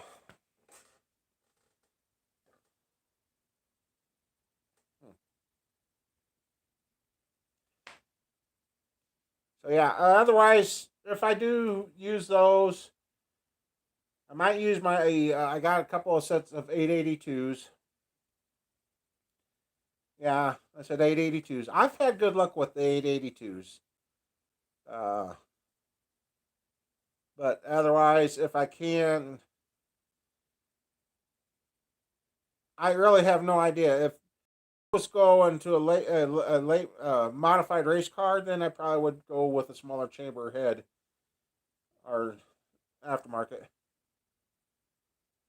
Yeah, 75, 76 cc. Uh, with those pistons. Because I think a lot of the Ohio stuff, if I remember correctly, was kind of based on a 76 cc head. But, because there was one time I built a motor, had similar domes like that in a 350. We zero decked the block, shaved the heads, and I had some factory brand new metal shim head gaskets. We put them on. That motor sounded great. We went down to the highway, made a pass with it, and then she kind of started running a little weird. So we turned around, come back, got it here, and they're like, well, let's pull out a couple of plugs, and they look a little funny. I'm like, what the heck's going on with the plugs? And something told me to pull the dipstick. Pulled the dipstick, and we had baby diarrhea in the crankcase. I'm like, where is the water coming from? So we were young, dumb, and stupid, and the guy that was borrowing the motor, wanted to borrow the motor, was really freaked out. So we ended up tearing it down. We pulled the pistons out. And this is a brand new, fresh motor. Pulled the pistons out, and they were purple. The tops of the pistons were purple. We're like, what the heck? What are you chewing on the plastic for, cat? The cat is chewing on plastic. And we got looking, and we could see down the cylinder wall split. There was 2 or 3 cylinders split right from top to bottom. I'm like, what did we do wrong here? Well, right, got a hold of the father-in-law. Well, he was the machinist at the time. And I said, what did we do wrong here? Told him what we did. And he knew what we were building. He recalculated everything and figured out we had that motor cranking out 14-to-1 compression and was running it on Cam 2 racing fuel, which wasn't enough octane. And he says, you just had too much damn compression in there. And so, yeah, I ended up sleeving the block, and or did I throw that? I don't remember, but vacation starts next week. And okay. So, yeah, I kind of watch it, and I'm not planning on buying race fuel. So I'm kind of building these to run with pump gas or Cam 2 racing fuel. So, I don't know. But I got a set of pistons for a 400. If I use those, that one will be absolutely race fuel only. Those have got like a 300,000 dome on them. Those, yeah, about a 12 or 13, maybe a 14-to-1 400. So yeah. And then I seen something new on a post. Guy was posting, and I don't know what he did to that 400 block. I ain't never seen it, and I've ran them all both ways. Where all the head bolts were, he had cylinder. YouTube just had in there. All the way around the cylinders, you could see where the 5 bolts, where it's scuffed. It was weird. I mean, and everybody's like, oh, this. And I said, well, were you using bolts or head studs? He said, head studs. He says they were supposed to be turned in hand tight and backed out 1 turn. And you put your head gasket on your head and then torque it down to the 65 foot-pounds. Okay, that should be it. But I noticed in his block, 2 of the bolt holes had been helicoiled. So I'm like, okay, I know the feeling, Mike. I haven't been sleeping good either. So he said the machine work was done, and it makes sense. Some others come up. Well, evidently, if they used a torque plate, which he doesn't think they did, but if they did, if they used a bolt setup and honed it for a bolt setup versus the studs, might be the difference. Now, I've had blocks where I've used both either head bolts or head studs on and ran them. Ain't never seen what happened to his block, so I that was a hard one to twist the head around on figuring out what would happen there. So, because all my 400s I've ever built,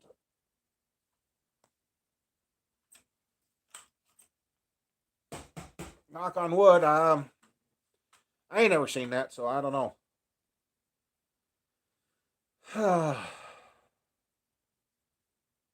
So, when you think you've seen it all, somebody comes along with something else. Yeah, 10-to-1 works with this pump gas pretty good. Oh, that's the set. That's the one set. I do have a set of 882s that were worked over.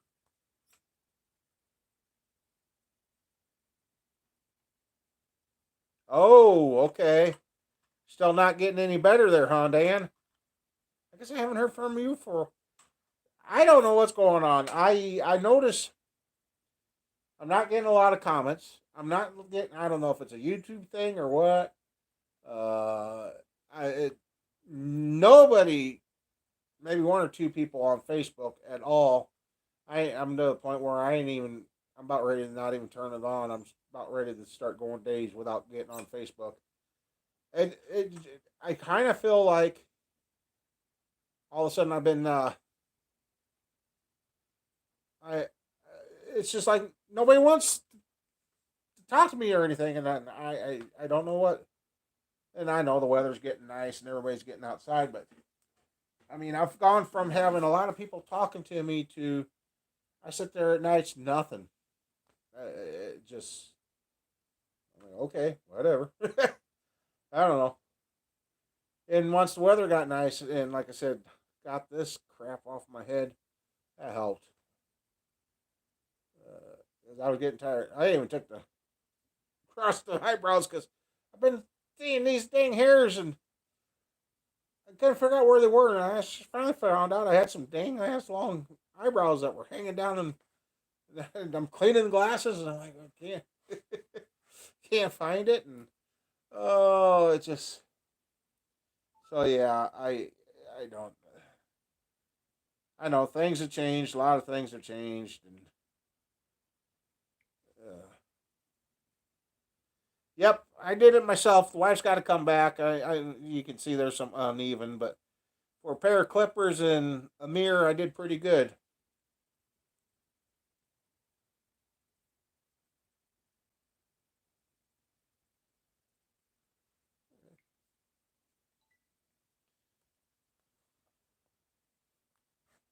Okay,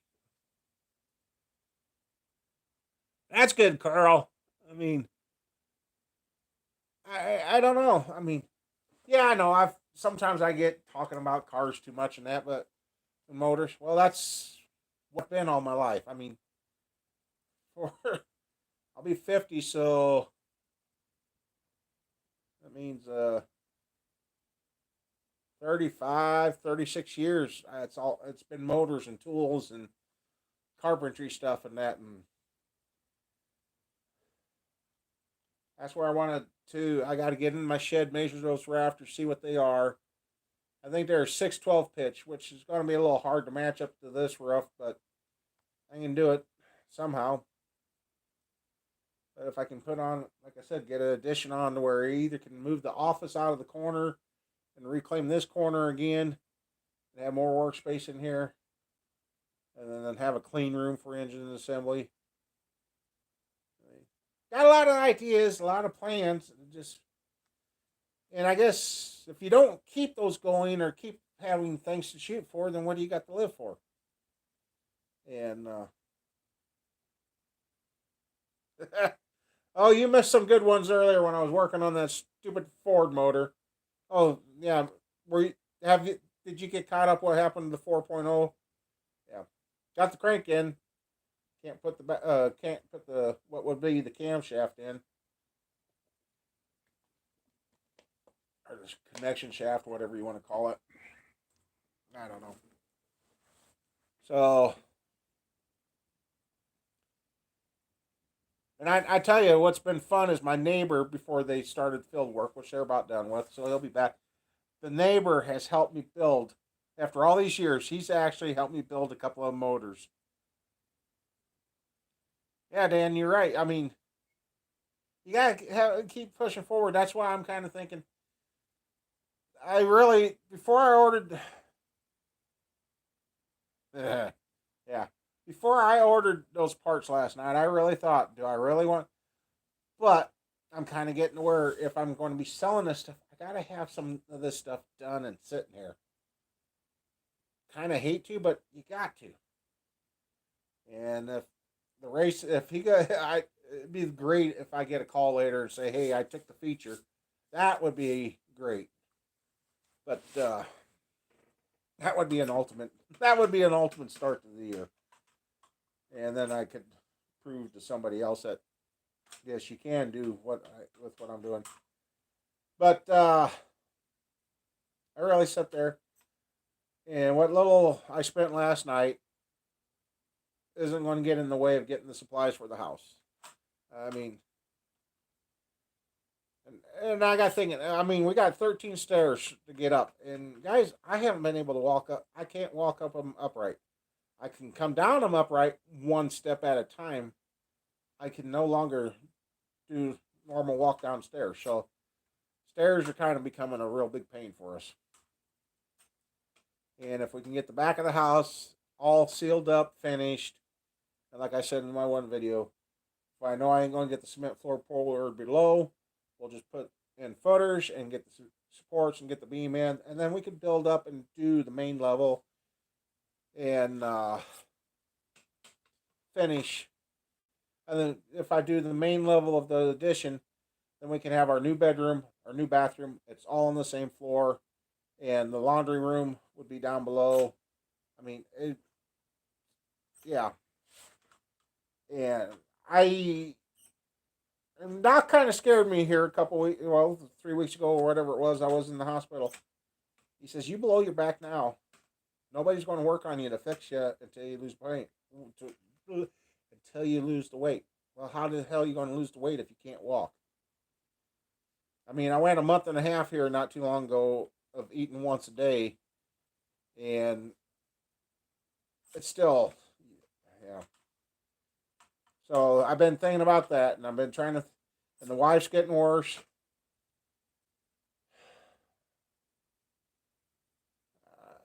Just trying to figure out how to make it easier for her and me. Hey, Judy.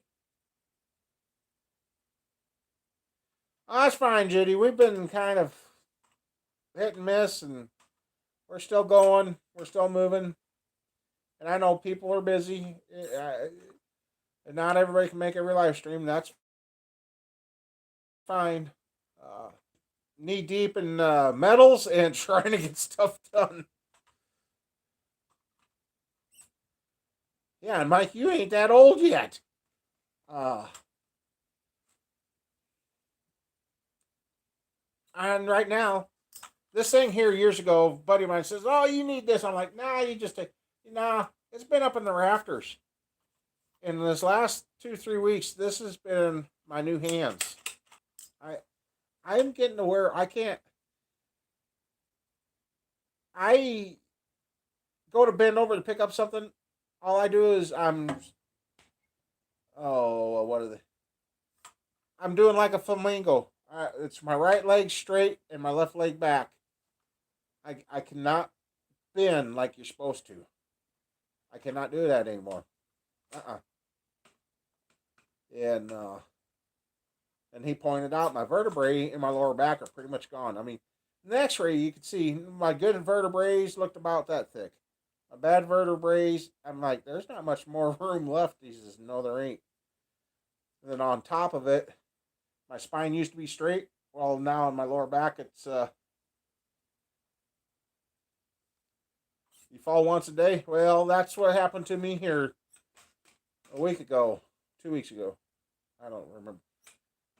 And I walked out of that office and I ended up on this bench. My right leg just didn't work. I'm like, what the heck was that about? And then an hour later, that's when I fell into the store and uh, left leg wouldn't work and the pain level went through the roof. The pain level got to the point where I was hurting so bad, people. I had a 157 over 136 blood pressure with a pulse of 100, 106 pulse. And then when they asked me on a scale of 1 to 10, how bad do you hurt? I said about a 15, 16.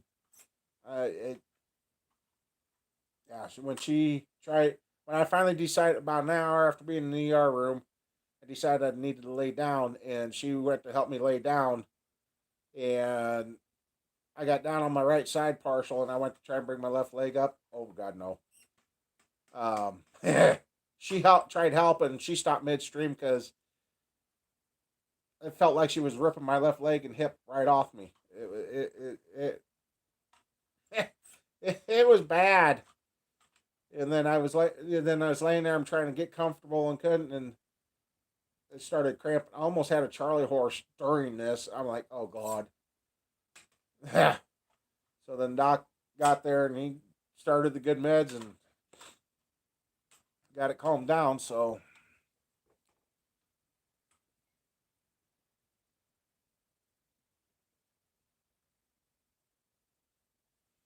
wow, that's good.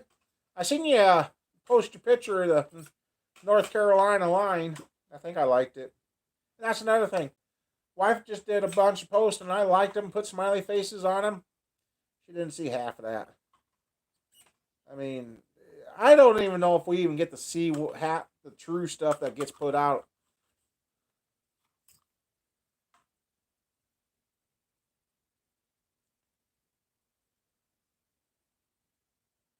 Okay.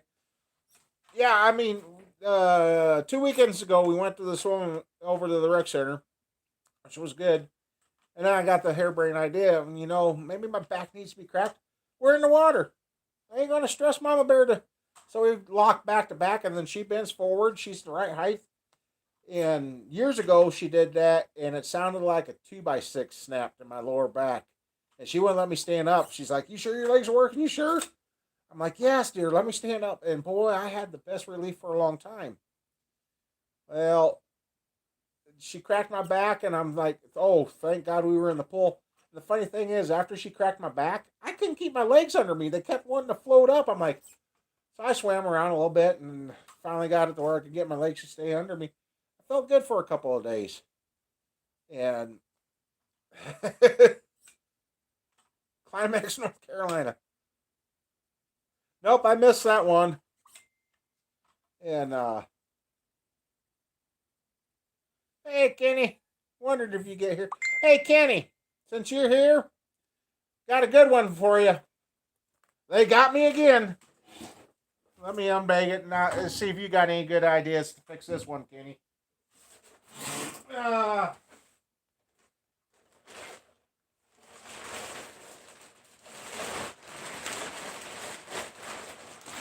Okay, Kenny. All right. Okay. Found out what would be the camshaft is not the camshaft, and it's not even a balance shaft. This is just the shaft to go to the front back to connect the timing chain and gears. Well, typical Ford, smaller in the back, bigger in the front. Figured that out. At first I thought it was the bearing back here was tight. Well, I go to stick this in, and it locks up. And then if I put it in the correct way and tap this in, because this machined area has to be flush with the block because this guide plate goes on it. It's so dang tight you can't turn it, and as soon as it turns, it's just like it's under pressure and shoots out. I don't know what he did to this bearing, but he's got it goofed. I thought about honing it, but I don't dare because if I hone it, all that material is going to go down the oil passage or into the oil passage. Um, I've never had a problem like this, and like I said, and I've spun this a couple of times, and yeah, that's the mess I got with the Ford now. Um, and then there's no way of going from the inside out to drive this bearing in either. It's got to be driven in from the outside in, because that is the cavity with no big access hole to put that thing in. So, yeah, I don't know how to fix that one other than getting a new bearing and chewing him out, because that's one of the bearings that he charged $62.50 to put in. So yeah,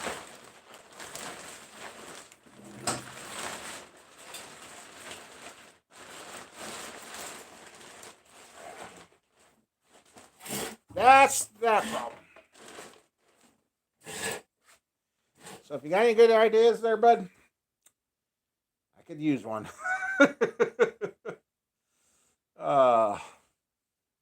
So yeah, unfortunately.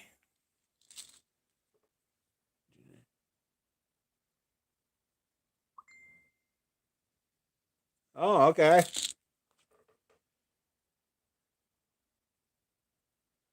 That's what I thought, Kenny. So the only way to fix that is get a new bearing and put it in, ain't it?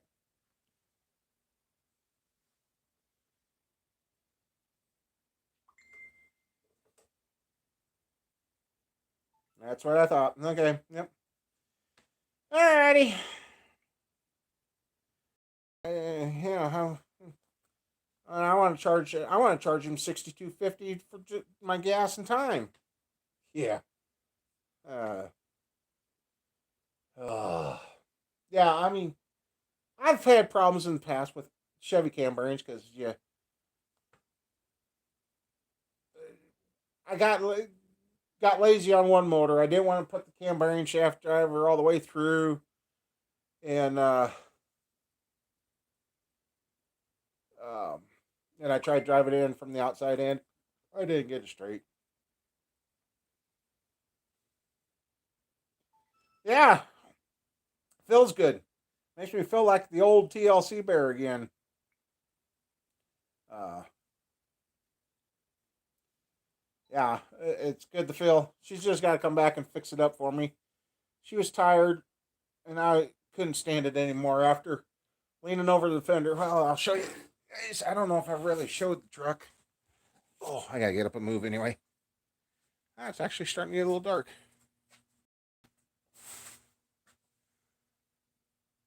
I'm in western Iowa. I'm just south of Storm Lake, Iowa.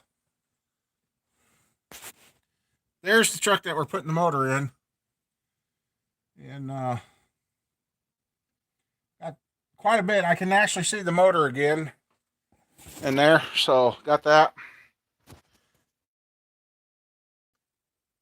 Oh, okay, northeast of Waterloo. Okay. I got a buddy that's over there. I go over and see every once in a while. So, you're actually not too far away. About a two, well, it depends on how far northeast of Waterloo you are. That's about a 2.5, 3 hour drive.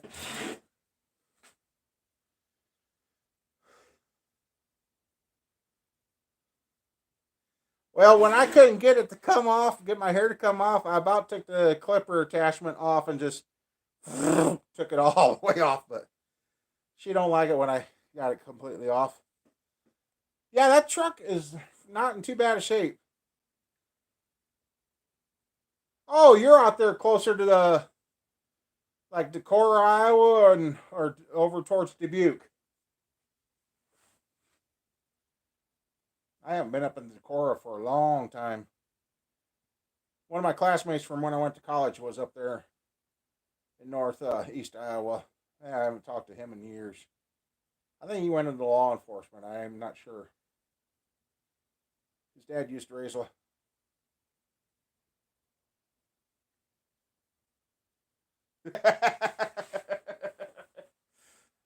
Yeah, I mean, I kind of liked having the long hair and that, but God, when I was leaning over that radiator support and getting whipped by it in the wind, I'm like, I got home and I'm like,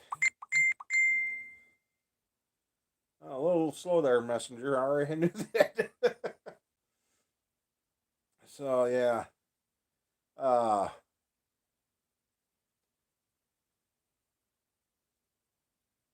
oh, what? I think my tablet is going to pieces. It just flashed. Yeah, that was Messenger on the tablet. Usually I got that turned off, and evidently it's working. And I don't know this tablet. All our electronics, I really don't know about anymore. It seems like they've all been bug tapped, or everybody's listening. And that's a freaky thing. Phones not being used right now, and I think it was you, Mike, that pointed it out. Watch what you say, because what you talk about even with your phone off, then you log into Facebook, you're getting ads for what you talk about. I'm like, huh? I started paying attention. Oh, yes. I haven't been around a computer. I didn't search on a computer. The only thing I've had is the phone. I've talked about certain things off, and I log into Facebook, and what do you see is ads for what you're talking about. Now, ain't that creepy? It kind of POs a person, but yeah. So I'm like thinking, oh, people liked it, and yeah, somebody pointed. It was either Mike or somebody pointed that out, and yeah, even with your phone not being used, all of a sudden you get all these ads on Facebook saying, "Hey."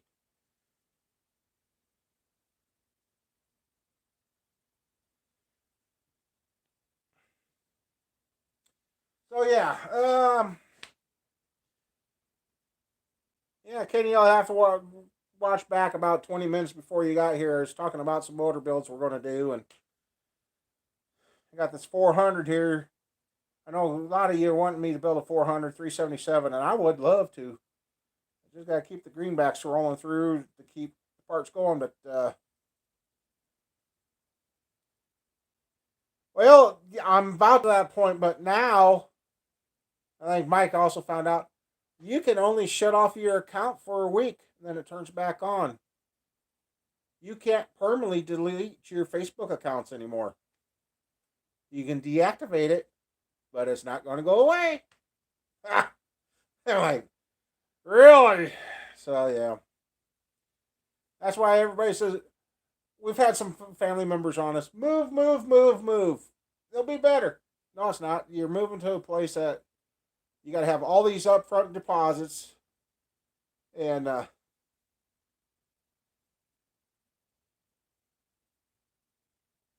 yeah, I know. Facebook, yeah, yeah. You can delete it, but it only deactivates for about a week. Yeah, and they're like, move to this place, you'll get more money. Well, the problem is you got to have more money for your deposits, and then you're paying rent, and you're paying this, and you're paying that. In the end, you're not making any more. And it used to be able you could move and get away from your problems. Well, with these things and the phones and everything, it don't make a difference where you move. If you're trying to leave something behind, you move to a new area, it's going to find you. And like I said, we work here, we live here, we own what we got. Why move? Well, when I put the 400 in, I have no idea. I'm waiting to hear back on a 77 Camaro that is not too far away from me. Didn't know it was here. It's not too far away. Guys trying to do some dealing to get it. And he's trying to get what was it, a 55 to 57 Chevy. He wants to take the body off and put it on a newer style frame and put a 327 in and just have a nice old cruising car with modern day comforts. So if I can get that Camaro, hey Jerry, I could be better. I'm still here, still kicking, still moving. We're doing okay. if I can get that Camaro, then I might stick to 400 in that Camaro. It's going to be a while before I can have either of my Monte Carlos ready to be built. I know I got probably some dreams of doing stuff to these cars that probably ain't ever going to happen. But there's still things that I get up and try to shoot for and try to keep pushing for to someday be able to start on them and get them done.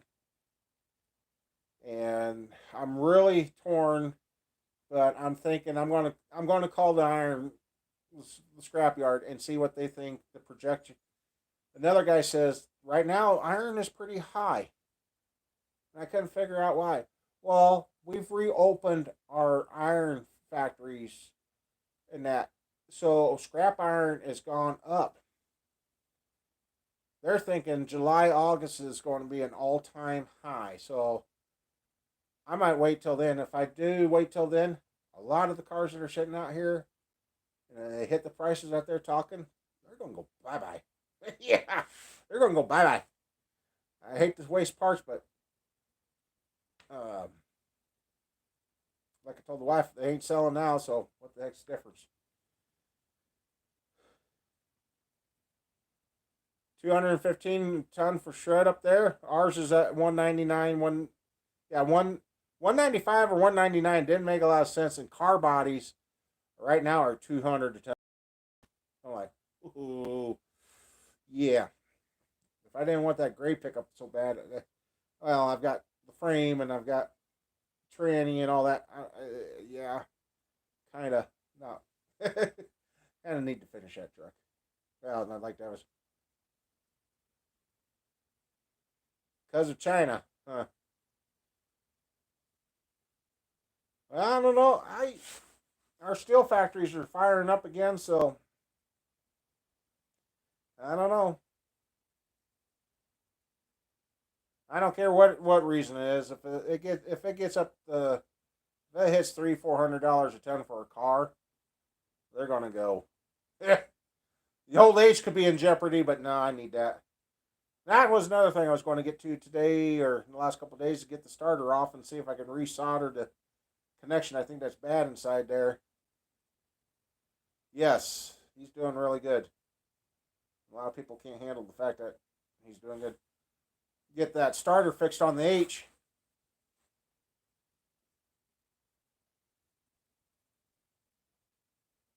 Yeah, you got air luck. About the time the iron's up, you already sold it and you missed out. That's what happened on the farm. Is when we finally got my dad to let me finally get rid of the iron, that year it was pushing 250, 275 a ton. And by the time we finally got him convinced it wasn't worth digging through ourselves, just let the machine come in, scoop it up, haul it away, we got $100 a ton. I was like, ah.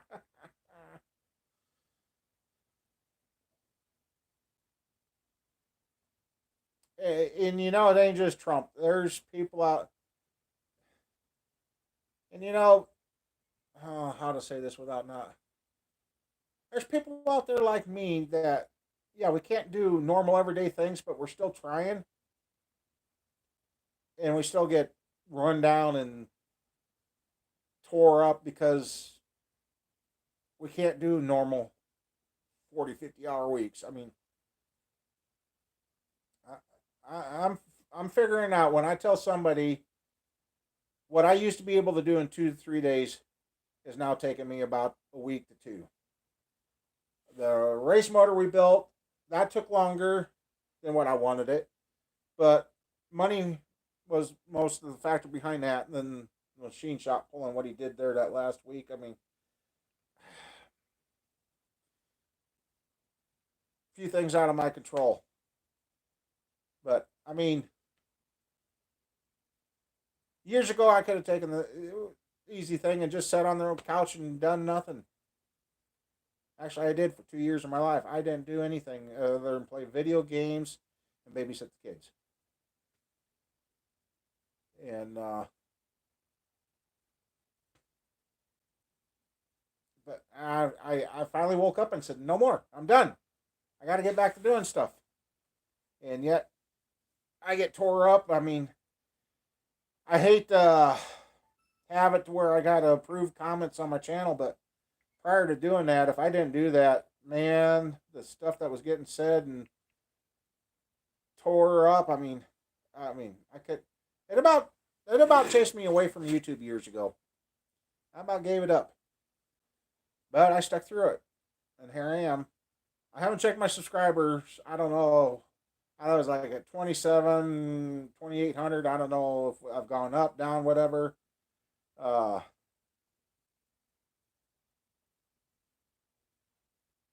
Spot welder, dent puller. Yes, I do. I the ones that put the little pegs on and then side hammer to pull them back. Yes, I do have that set up. I don't have the spot welder to weld panels back together, but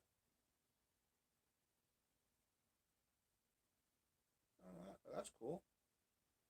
Um, so yeah, I just keep trying. I mean, that's all you can do.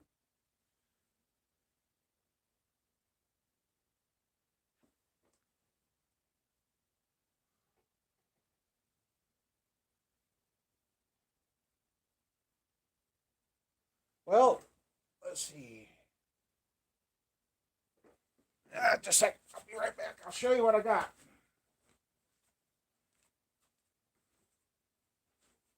Come here.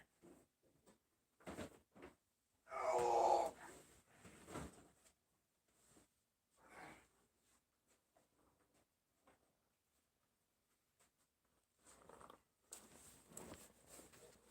You mean this setup, Carl? That's what I've got. The old Harbor Freight.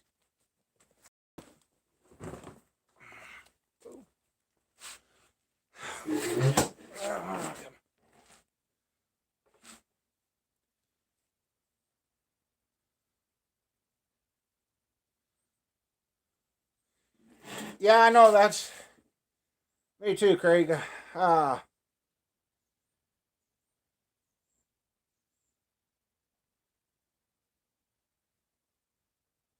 okay.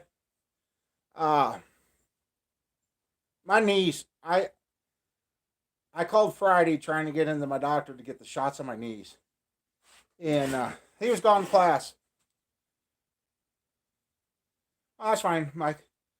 And he was gone to class, and they like tried getting me convinced to another one to like no. The first time he got lucky. Second time he knew what he was doing. I'm not going to take the risk of somebody screwing up my knees. I'm already bad enough. I don't want to end up in a damn wheelchair or so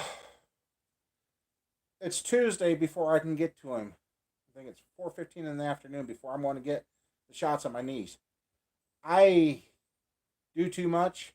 I'm leaning over the front of the truck, okay, because I ain't got pressure on my legs.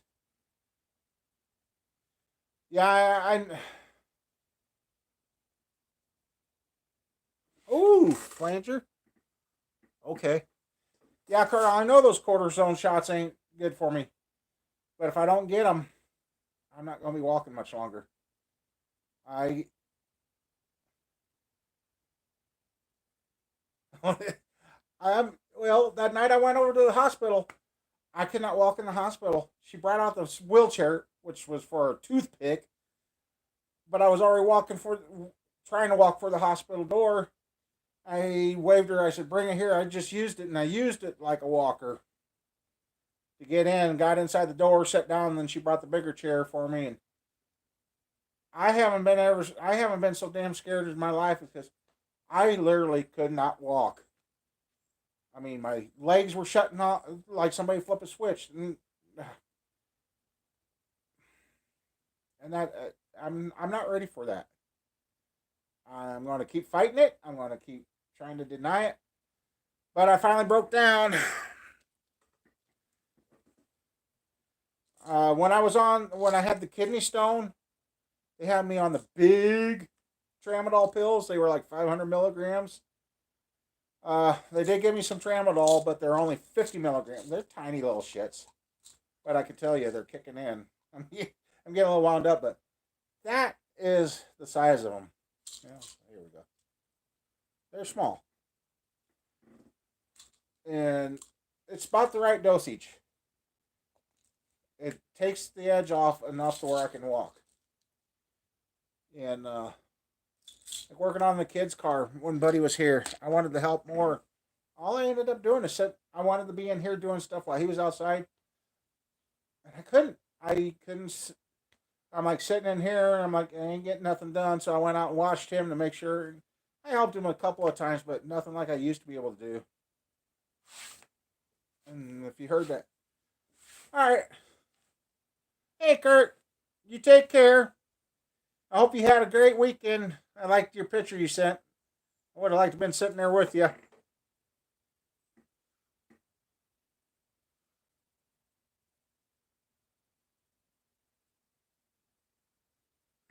Yeah. Yeah, but now all these warning things are coming out saying tramadol, even the gabapentin is now becoming a killing drug. I'm like, ay, ay, ay. And he said I was full of fluid.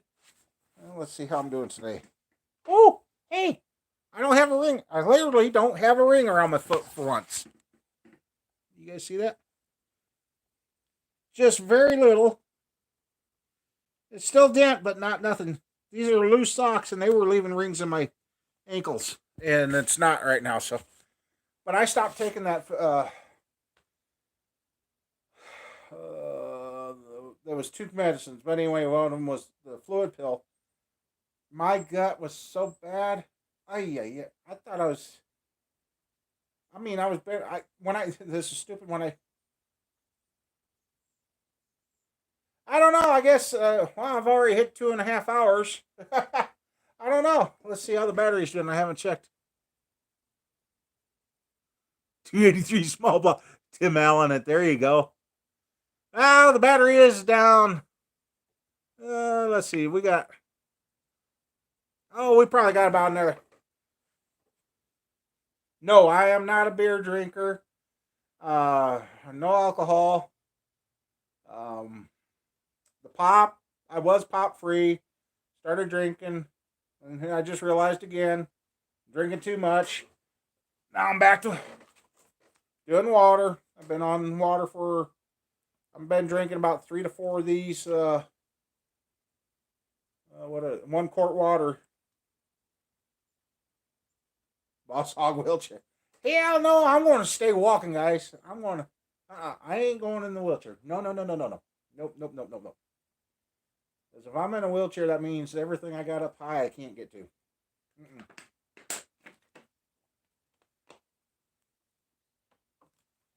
So, yeah, I don't know. I'll probably be here for 45 minutes, an hour. I don't. It depends on. Uh, Actually, I kind of wanted this little Ford together, but it had other ideas, so now we got to fix that. So yeah. Oh, and Kenny, if you're still here, I priced out another motor tonight. We'll have to see how that goes. But it's just for a street pickup. Fuck. Well, I guess that'd be better.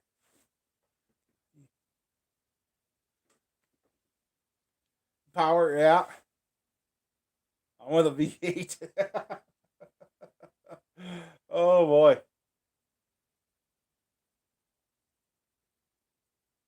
Yeah, machine shop bummer. Yeah, I want to tell them to order another bearing and get it, or hopefully they got it, or somebody's got one close because I don't want to wait any longer. I want that Ford out of here. It seems like ever since that Ford's come here, I've had nothing but issues with everything. Oh yeah, that's the other thing that's coming up too. We got a Denali sitting out here waiting for a fuel pump, and the sad thing is we got to put the fuel pump in to get the truck running to see if the motor is actually knocking. uh,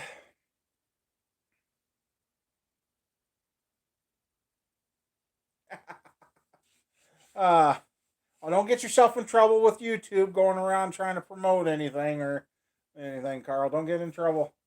YouTube is getting funny. It's getting real funny. So, yeah, we got the Denali to put a fuel pump in. We got the motor in the 95 GMC. went to start the mother-in-law's old car, and one of the problems that came up on the scanner was the fact that the battery had low voltage.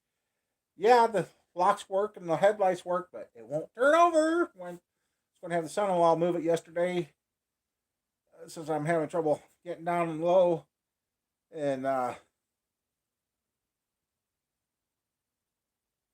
right. I mean, take your time to do it right, and so that Dodge Stratus, and the wife kind of, I said, well, we'll get it fixed up and maybe sell it.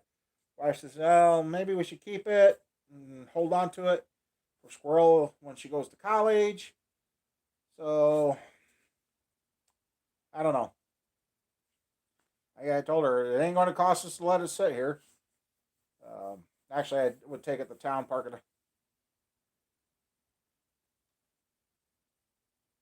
Yeah, they did, Carl. Yep. I hope they don't bring it back until next winter.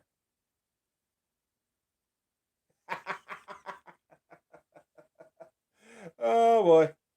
Uh, so yeah, I got that. Then I'm waiting for the front end kit to come in for the Trailblazer, so I can get that thing finished and start using. Hey CJ, how you doing? Yep. Feels a lot better. Actually, I am sleeping better. I think it was too much hair in my mask. I got the CPAP machine. I think I had too much hair and it kept letting the straps right up and it wouldn't stay sealed on my nose. I noticed since I've cut my hair, I ain't tossing and turning as near as much as night.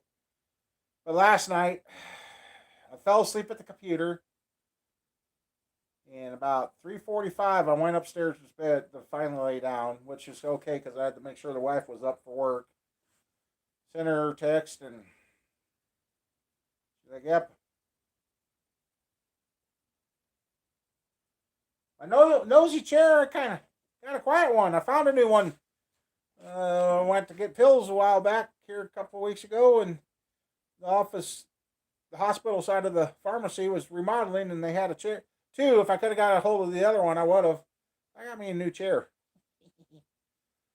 Uh, then I about took it out. Who was here helping me? Somebody was here. Oh, the guy with the race motor was here, and he seen it happen to me. All I did is took a step, and I literally went down. And thank God this new chair was where it was. Otherwise, I would have landed on a block, engine stand, and concrete floor. And he looked. He says, "There was." He's like, "What happened?" I said, "That's what's been happening. It's just like somebody flips a switch and over you go." He's like, "Wow." So yeah, but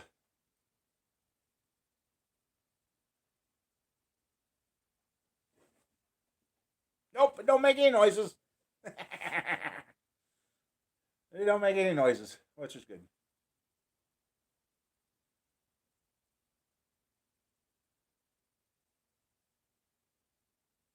What motor's in it, CJ? What motor?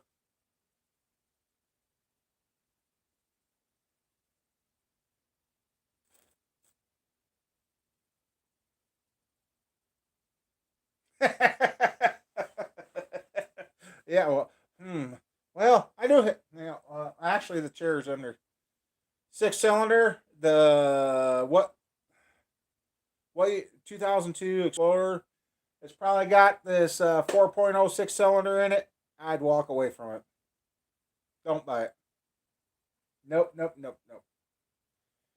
What I'm finding out with these 4.0s, they like cracking the box, the head gaskets leak, and they are expensive as freak to fix because that's what's sitting right here on the engine stand right now. If it's got that 4.0, walk away from it, CJ. Nope, don't do it. Don't do it. Um, I know you need a vehicle, but I think that one's going to end up costing you more to own than what you want to do. And that's not just because I hate Fords. It's just for what I'm finding out with these V6s and those.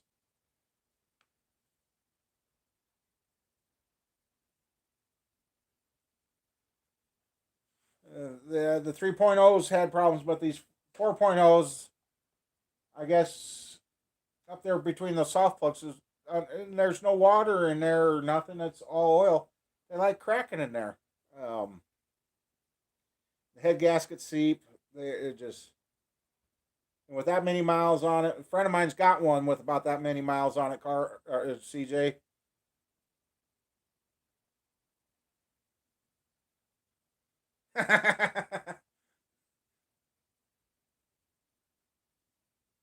Hey, that'd be a good one for you, CJ. Be a lot better than. Uh,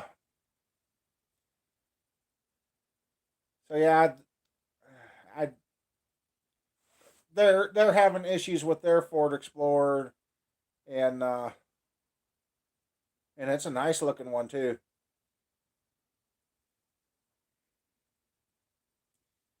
LCJ, I guess if it's got the 4.0 in it and anything happens to it, you're looking at about $3,200 for a new motor.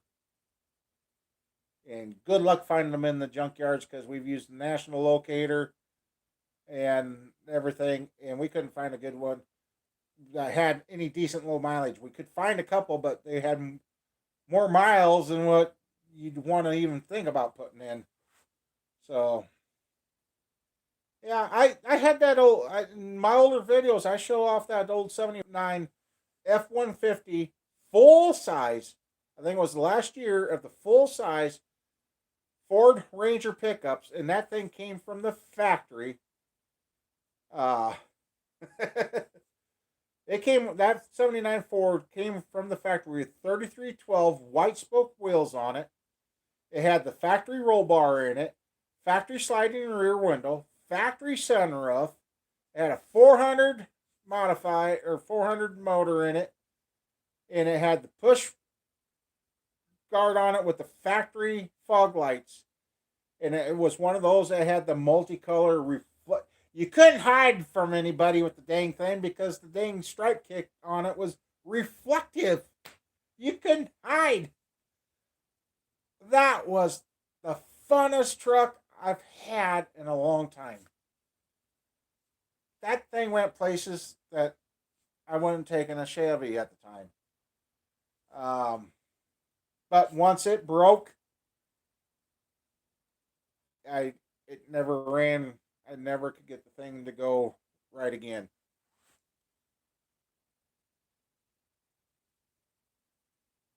Yeah, I seen your compliment about that, uh, Mike. Hi, girl. Okay, yeah, okay.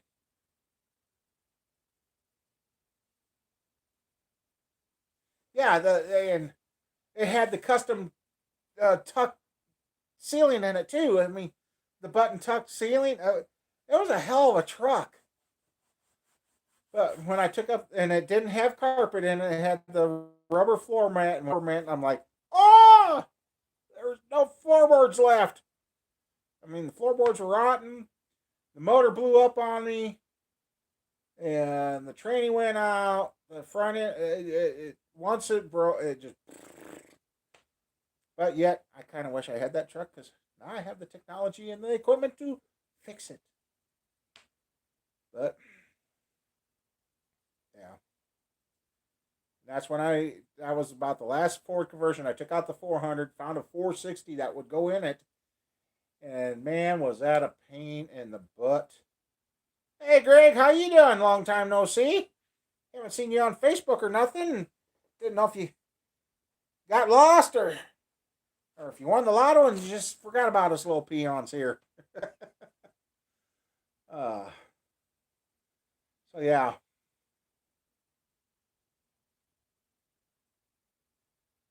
beer cans.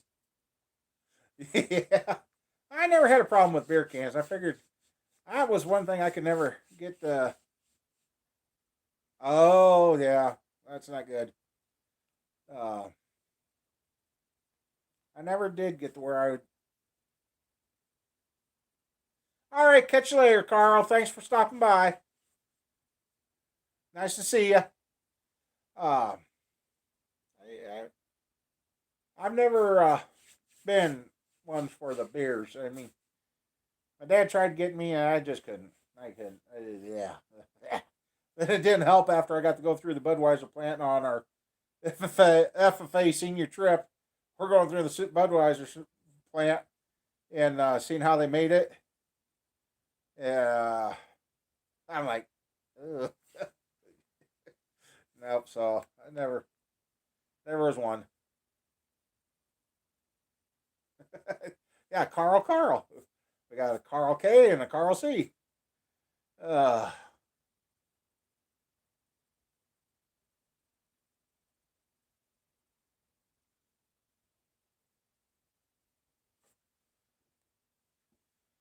XL Ranger, the cab hits the rear wheels. Okay, that would be interesting.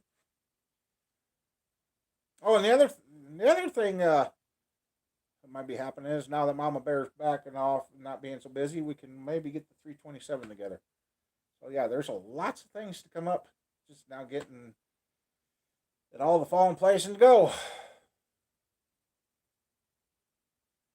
Yeah, I kind of miss that old F-150. I mean, it ran good and it hauled good. And one night we were at the Alta, Iowa at the races. Rain came in,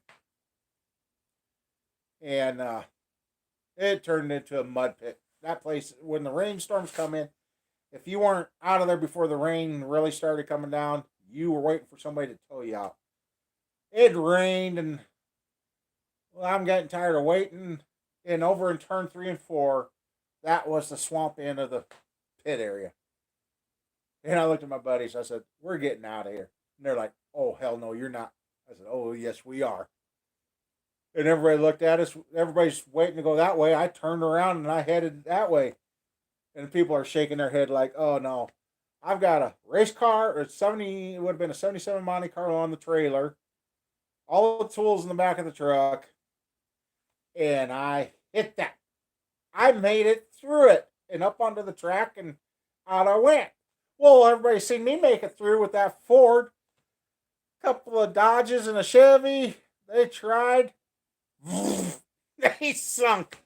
They didn't make it. That was funny. So yeah, that Ford did good. And everybody's like, "Well, we thought you were going to get stuck," and then the ones, "Well, he made it. We can too." Yeah.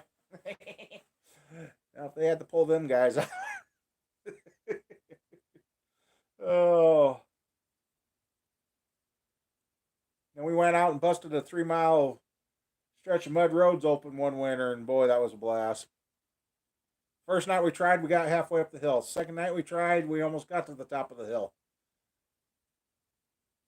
Yeah, the second night we went through, and there was the down in the bottom flooded, so we splashed through that waves. Couldn't see where we're going, and by the time I got the wipers on, we started to go up the hill, and I'm like, "Uh oh!" And then we see this big washout, so I'm trying to stay out of the washout, and we ended up falling in it.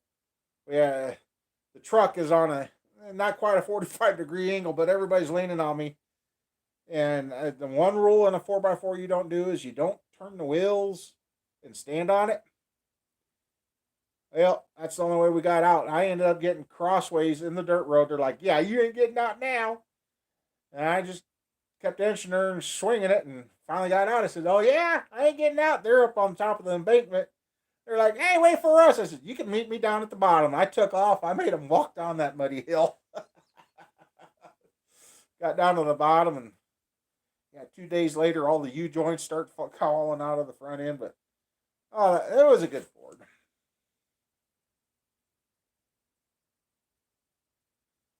Yeah, that's kind of how I was.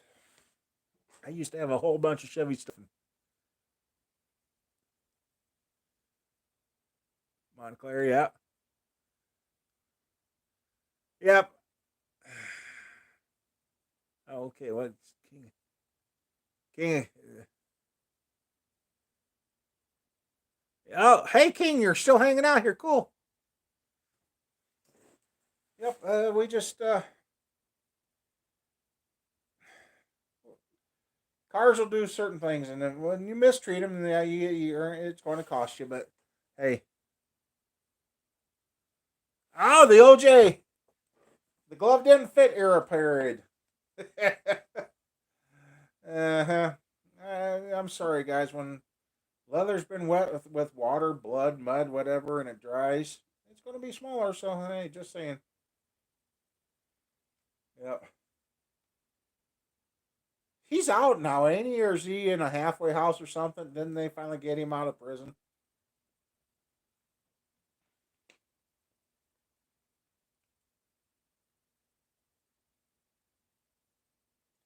Yeah. See, that's the thing too. I got that old. He had the lifter tick. Bad. Yeah, that old Tahoe I got sitting out here. I kind of want to like if I don't find a home for that 283, I'm thinking about putting it in that and just having a farm beater. Uh, just go race hell around the farm. Be a full size go kart for me. I mean, I'm not going to fit no kiddie style go kart. I need the big man's go kart. That's why I've been thinking about it. But at the same time, boy, iron prices keep going up. It kind of, do you want to play or pay? Yeah.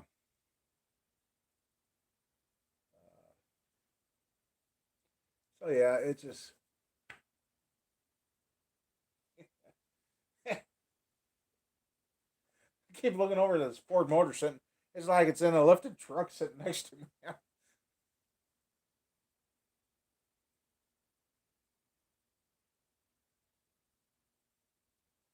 Turn yeah.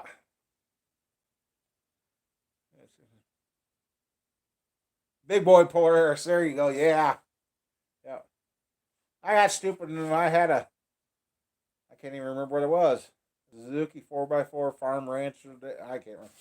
I got stupid. I got mad at the damn thing and traded it off for some stuff. And now looking back, I should have kept it. Let's see what popped up.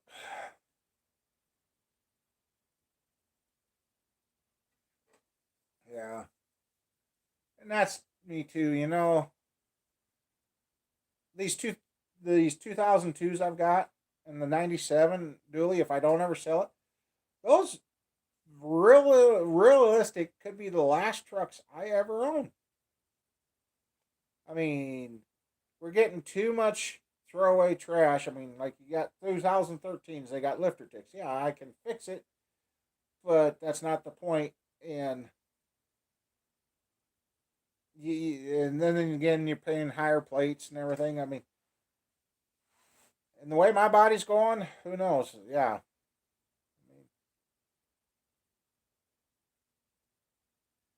I've got the normal Chevy rocker panel rot and that, and right now the wife goes, "Why ain't you got my running boards on yet?" Well, I need new cab mounts, and if anybody could be nice, and I searched for 2002 Chevy cab mounts, I got all I can, and I need bolts. I need new bolts. I find aftermarket kits, right? I can find aftermarket kits and that. No, the frame under the one I'm driving. I almost hated to drive this winter because it was like new yet. That truck has no corrosion underneath it. It was a Southern truck. I guess I'm the first one to actually drive it through an Iowa winter. My other 2002, the gray one, yes, the frame is rotted out. That's why I've got the spare frame sitting out there. And I want to start getting the parts. I want to get a brake line kit and the ball joint kit. And I'm going to even though that truck had 140,000 on it, while I've got the body off, I'm actually thinking about stripping the frame down. I got a sandblast in place that will come here. And if they do, I will have that frame and a Camaro subframe and one of the Monte Carlos, depending on if I'm ready. I'm going to have that um, blasted and get ready to work on it. So,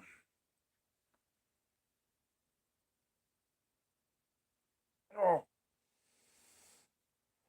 feels like it needs to pop and it won't. I hate when I get that.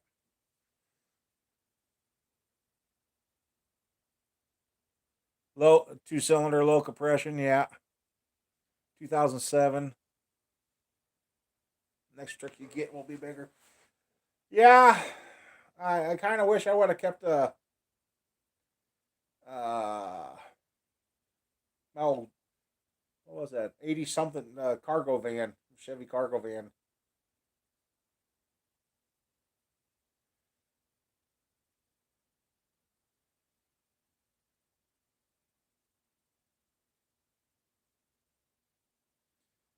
You want like a stock wire replacement or like a race one, or what do you want, Carl?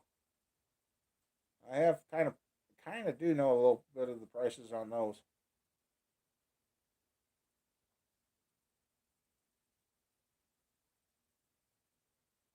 I still want Stumpy Bob.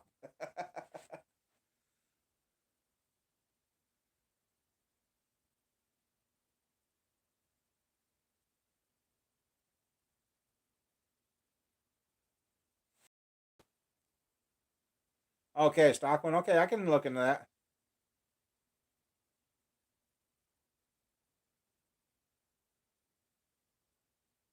Run on one cylinder. Ah.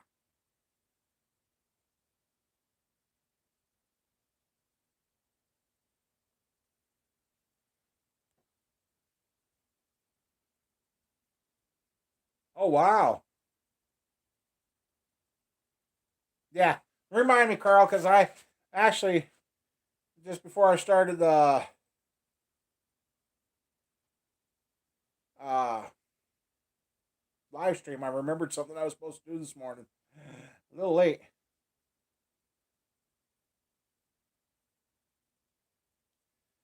So yeah, I know Jason, you've been really waiting for me to get going on a 400. So hopefully we'll get that going. It's kind of nice to hear a 400 run again. It's been a while.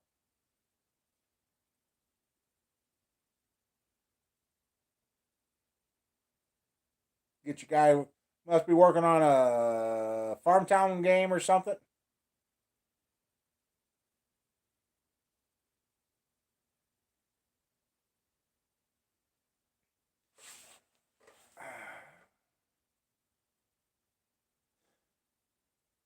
The guy with the 4.0, he was in here. He says, "Man, you need more room." I said, "I know I do.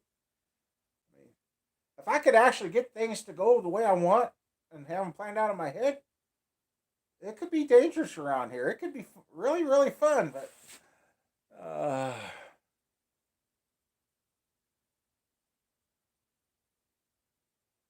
I that's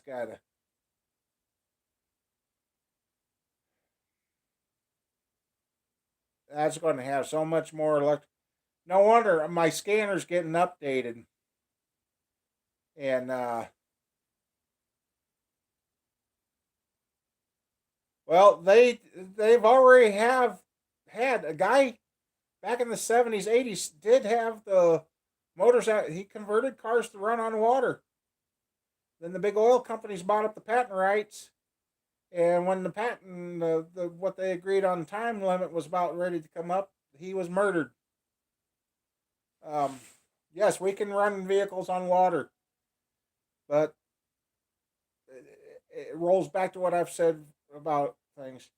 It always rolls back to it's about the money, and it's not about taking care of this planet or taking care of.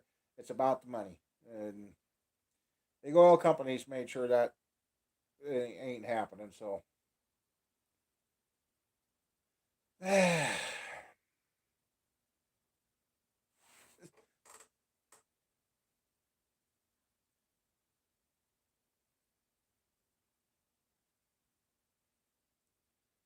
yeah, it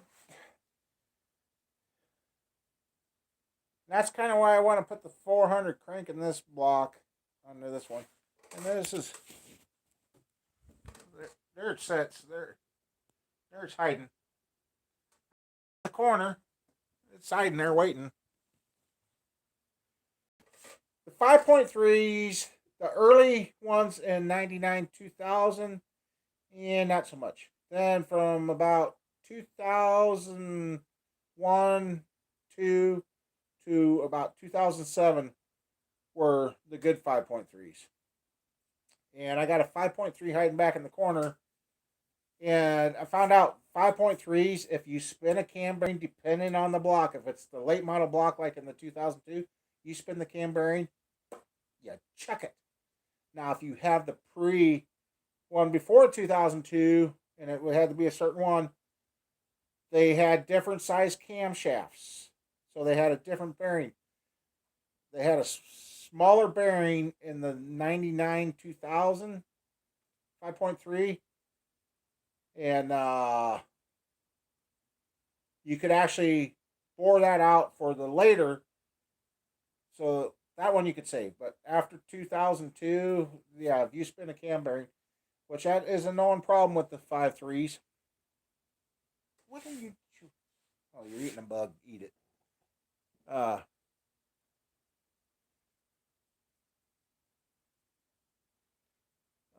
so yeah.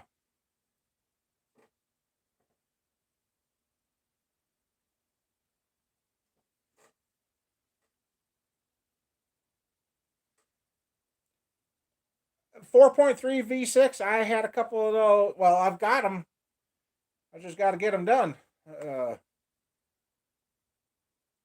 But at the same time, if I scrap Squirrel's pickup that she wanted to rebuild, that thing is going to need a lot of work, and I got to check to see how many parts are available for that anymore. But it's getting to where there's not enough, then I have no reason to build the 4.3s. Um,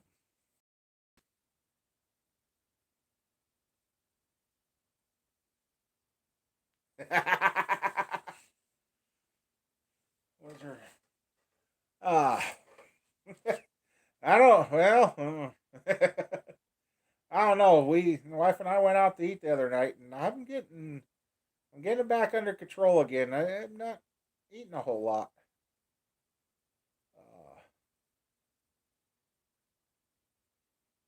yeah, I'm looking down. I got the two flywheels, but oh yeah, Surface, the old manual training flywheel used to be like a 12, $15 deal.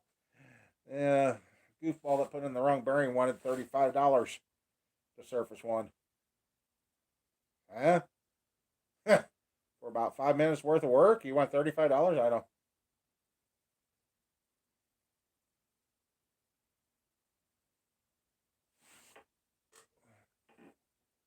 Yes, gas prices. Holy moly, what in the world's going on? I mean, $20 used to fill me about half full. $20 barely gives me a quarter tank. I'm like, yipes. Oh, and that's another rebuild I got to do. I got to redo the front end on my pickup again. Not all of it. All right, HRM. Thanks for stopping by. Nice chatting with you. Glad you had fun.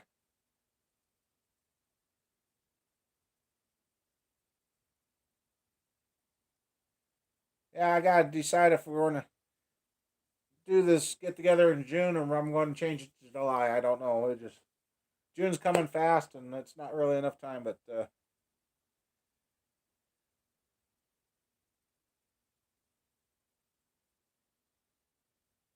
yeah, you can't even find a turning machine. I've been trying to watch these old gas stations and that are closing. I'd like to find an old Amco or something brake turner. Yeah.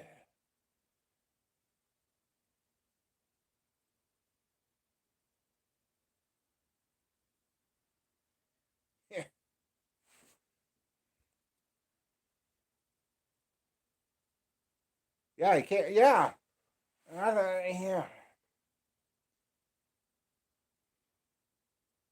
We ain't even really had bad air, bad weather yet.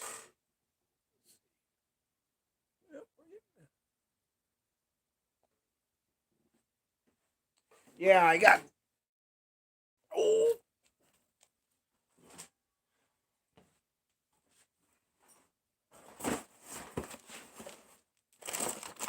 I got a box of goodies for my truck again. They warranted them, but I'm not sure I'm going to worry about sending any of this back because uh, I got new tie rods again, inner and outer, idler arm. That one's extra.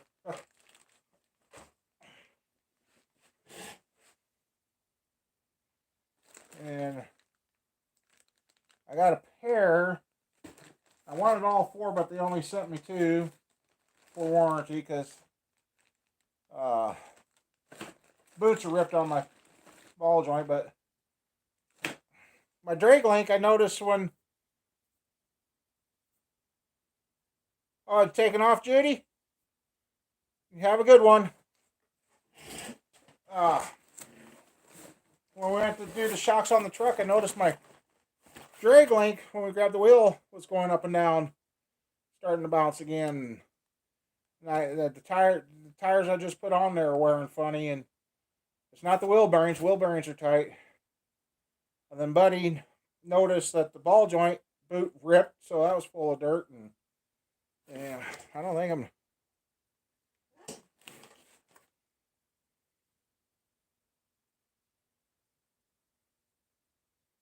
So yeah.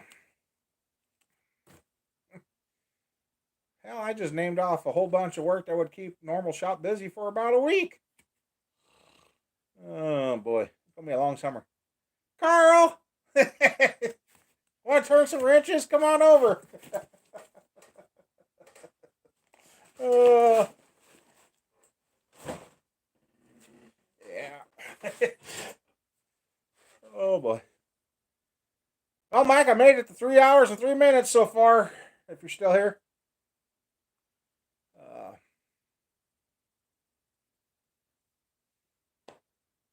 And my oldest kind of drove me nuts too. Yesterday, I just got my truck, drove off, didn't say anymore.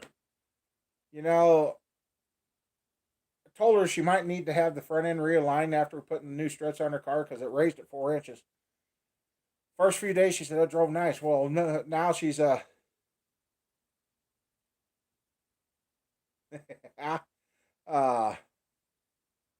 complaining she could feel every bump in the road. I noticed her tires were wearing a little funny. I brought up. I said, "You might need a well, the steering wheel's straight, so that ain't the problem." Well, last night I was looking, and the tires are about. Uh, I should have texted you. I was going to do that, but I thought you were gone already on vacation. And last night she started. Mama Bear, she's been hurting. And the oldest, she's. I'm looking at her car, and I tried to say something, and Mom was there. Mama Bear was there to witness it. She just snapped at me, and I just stood up, walked over, got in the truck, and left. I didn't tell anybody but goodbye. I'm like, I'm tired of her treating me like I'm stupid when it comes to working on cars. Mama Bear, she's been hurting a lot. Um, she was supposed to go get her blood test tomorrow for thyroid, but now that's got to wait till Tuesday because now what was supposed to be her day off, she has to work, and at work they're not doing their jobs; they're all saving it for her. And she's, I don't know. There's a new gas station going to be coming in another town. If it comes in, she might go there.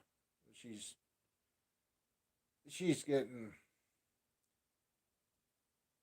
she needs a new knee, and that's not looking like it's happening anytime soon. So otherwise, yep, she's still kicking and going. She's still ornery as ever. She probably would have been in here, but she's probably sleeping because she's basically been opening the store every day this week, and I guess she's still got a few more days of doing that. So she's been getting up early. So far, no more incidents at the store. It's been kind of quiet. They did find new claw marks on the back door, but they didn't get in this time. So hopefully that's all behind them. But yeah, and I just found out last night. She didn't tell me. She went without her thyroid medicine for 4 days. Ah, I couldn't figure out why she's just kind of been a little extra moody. Well, yeah, that when she's out of her medicine, about day 2, and you're like, it don't make sense what she's the bird's awake.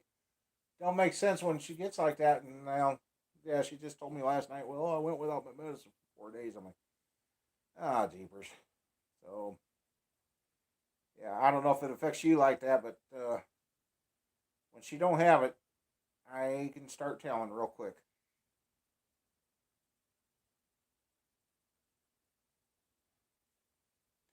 So hopefully she gets back under control.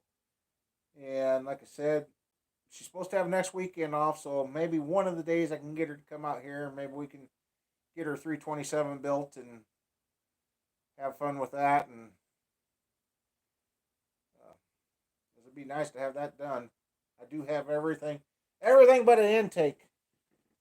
I got to get some more intakes, and I've been looking at finding those. Good God, I got to find someplace I can get some used ones.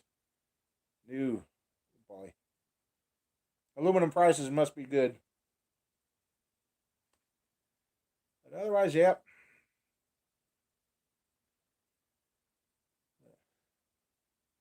Yeah, Mike, for missing out. This has been a long time since we had a long live stream like this. I should check the battery. See if it's changing. Ooh, we're getting down there. We're getting.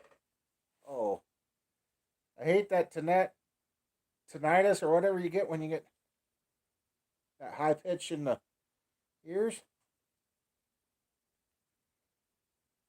Okay, there it goes. That ringing in the ears. I hate that. Oh God, do I hate that. Well, anybody left in here? Anybody got any questions or anything else to talk about?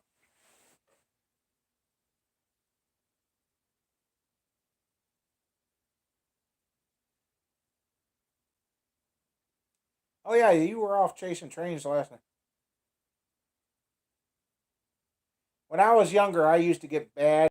I used to get bad in ear infections, severely bad, and I'd go get laryngitis a lot. Everybody liked it because when I was a kid, well, I'm kind of still that. When I was young, I used to talk everybody's ear off, whether I knew them or not.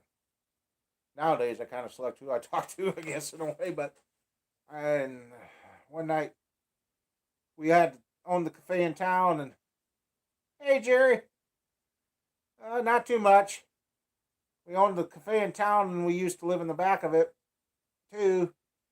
And I guess I was little, so I was probably about 6. In the middle of the night, I had one of my ear infections hit me bad. They couldn't get me to calm down. They couldn't find my mom and dad. Uh, and there was an old boy sitting out at the counter, and he asked somebody what's going on because they could hear me. Said myself, "Hey, be careful there, Craig. Greg, jeepers." And they told him what was going on, and they couldn't get me to calm down. And come back, and he says, "Hey, Sonny, I mean, older guy," and he says, "Let me see him." And I guess I went to him because there was somebody that wanted to, and he was smoking. I can't. Hey, Matt, welcome back. I can't remember. I think it was cigarette smoke. He was smoking cigarette, and he said, "Which ear hurts?" And I told him. And he took a big puff of the cigarette and then blew that into my ear. Instant relief. They said I was asleep before he laid me back down on the couch. And ever since he did that, I haven't had any more. I don't know what it was about the cigarette smoke, but he come back there and blew that and filled my ear up with that cigarette smoke, and the pain was gone. I was like, wow. And after it did that, I stopped having ear infections and all that. Whew! Great, that was getting a little warm, wasn't it? Oh no. So did you get the painting done, Matt? How'd it come out?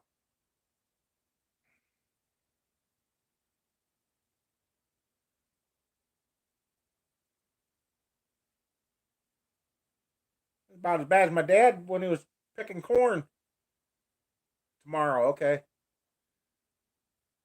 uh, going with the wind. He was smoking, and he turned around and the wind started back down. And he says, "Boy, it kind of felt like everything was getting a little warm." And he looked down, and his his insulated coveralls, and that was on fire, and smoke came out the other side. uh, well, they didn't tell me that happened, so I guess I must have been good. Cobwebs must have worked, filtered it out or something. Uh, and then, yeah, I still want to do one of those junkyard build things. Put it on the engine stand. See see how long it take it to cough its guts. I want to kind of do that this summer too. But yeah, well, if I can get Matt here in a couple weeks, oh, that could be fun. It'd be a good time. At least it'll be nice around here. You won't have to worry about a snowstorm.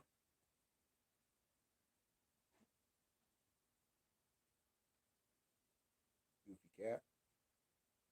That could be dangerous. Matt and Carl and me and whoever else. That could get interesting. Told the wife I'm about ready to pull the Camaro out. And actually, if I'm going to start working on the house, I think I am going to pull the Camaro out so I can empty out my black trailer and put everything in the garage.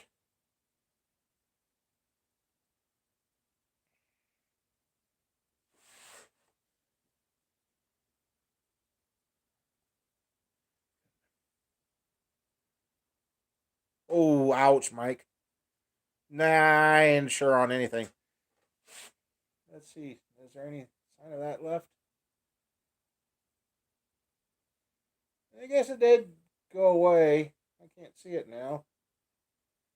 Laying under her old car one day, cutting with the uh, cutting torch, trying to get the exhaust off the car so I could pull the motor. And got the winter coats on and that. I'm laying on the ground, torching away. First one went down, no problem. Torching, laying on my back, torching like this. Cut that, and that stud went straight down my arm. It was about in that area, hit there.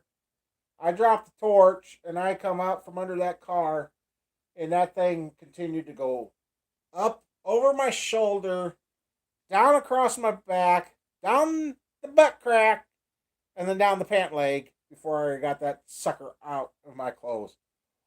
Whoo! And cherry red the whole way through. Woo-hoo-hoo. Yeah, I didn't work on that. Actually, I didn't ever finish that guy's car.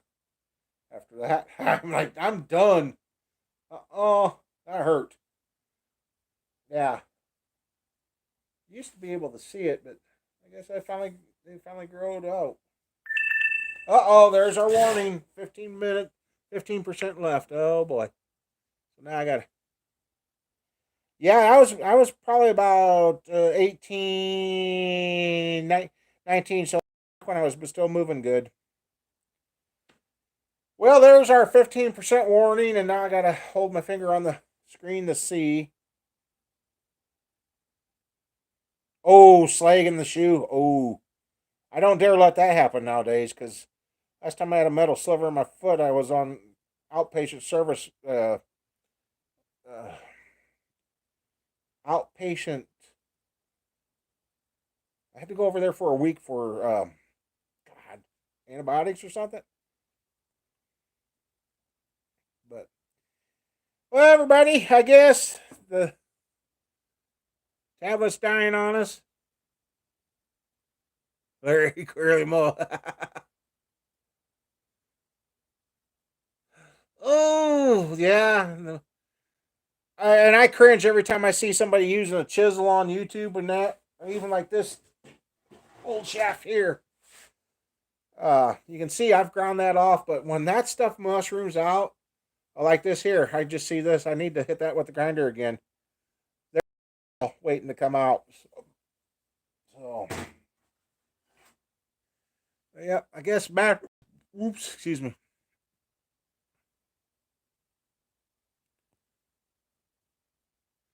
Yep, Jerry. Unfortunately, we are in hitting the end of the. Uh,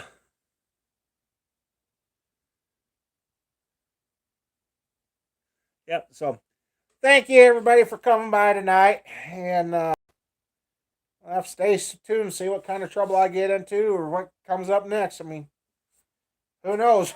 Each day is a different day, and I'm kind of going to go into not planning mode and just see how things go because the last week of planning stuff has gone down the hill. So, y'all take care. Have a great weekend or a great week. Weekend. I'm running behind. So, and I don't know. Maybe if things are going good, maybe I might do a midweek live stream once, see if I can catch some more people. And Carl, yeah, remind me on that and give me a call. And you never did answer me, Carl. When I called you that day, I didn't eat up all your minutes on your phone, did I? I was hoping with me calling you, it didn't affect your phone. Because I found out I can call Canada unlimited text and everything, $5 a month more on my phone. So, but all right, everybody.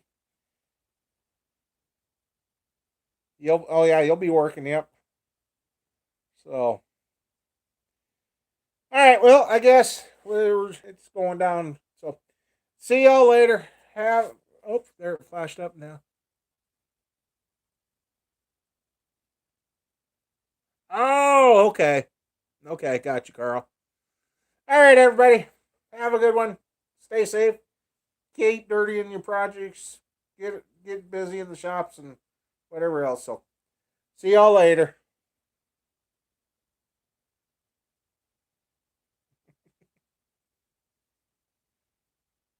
Come on.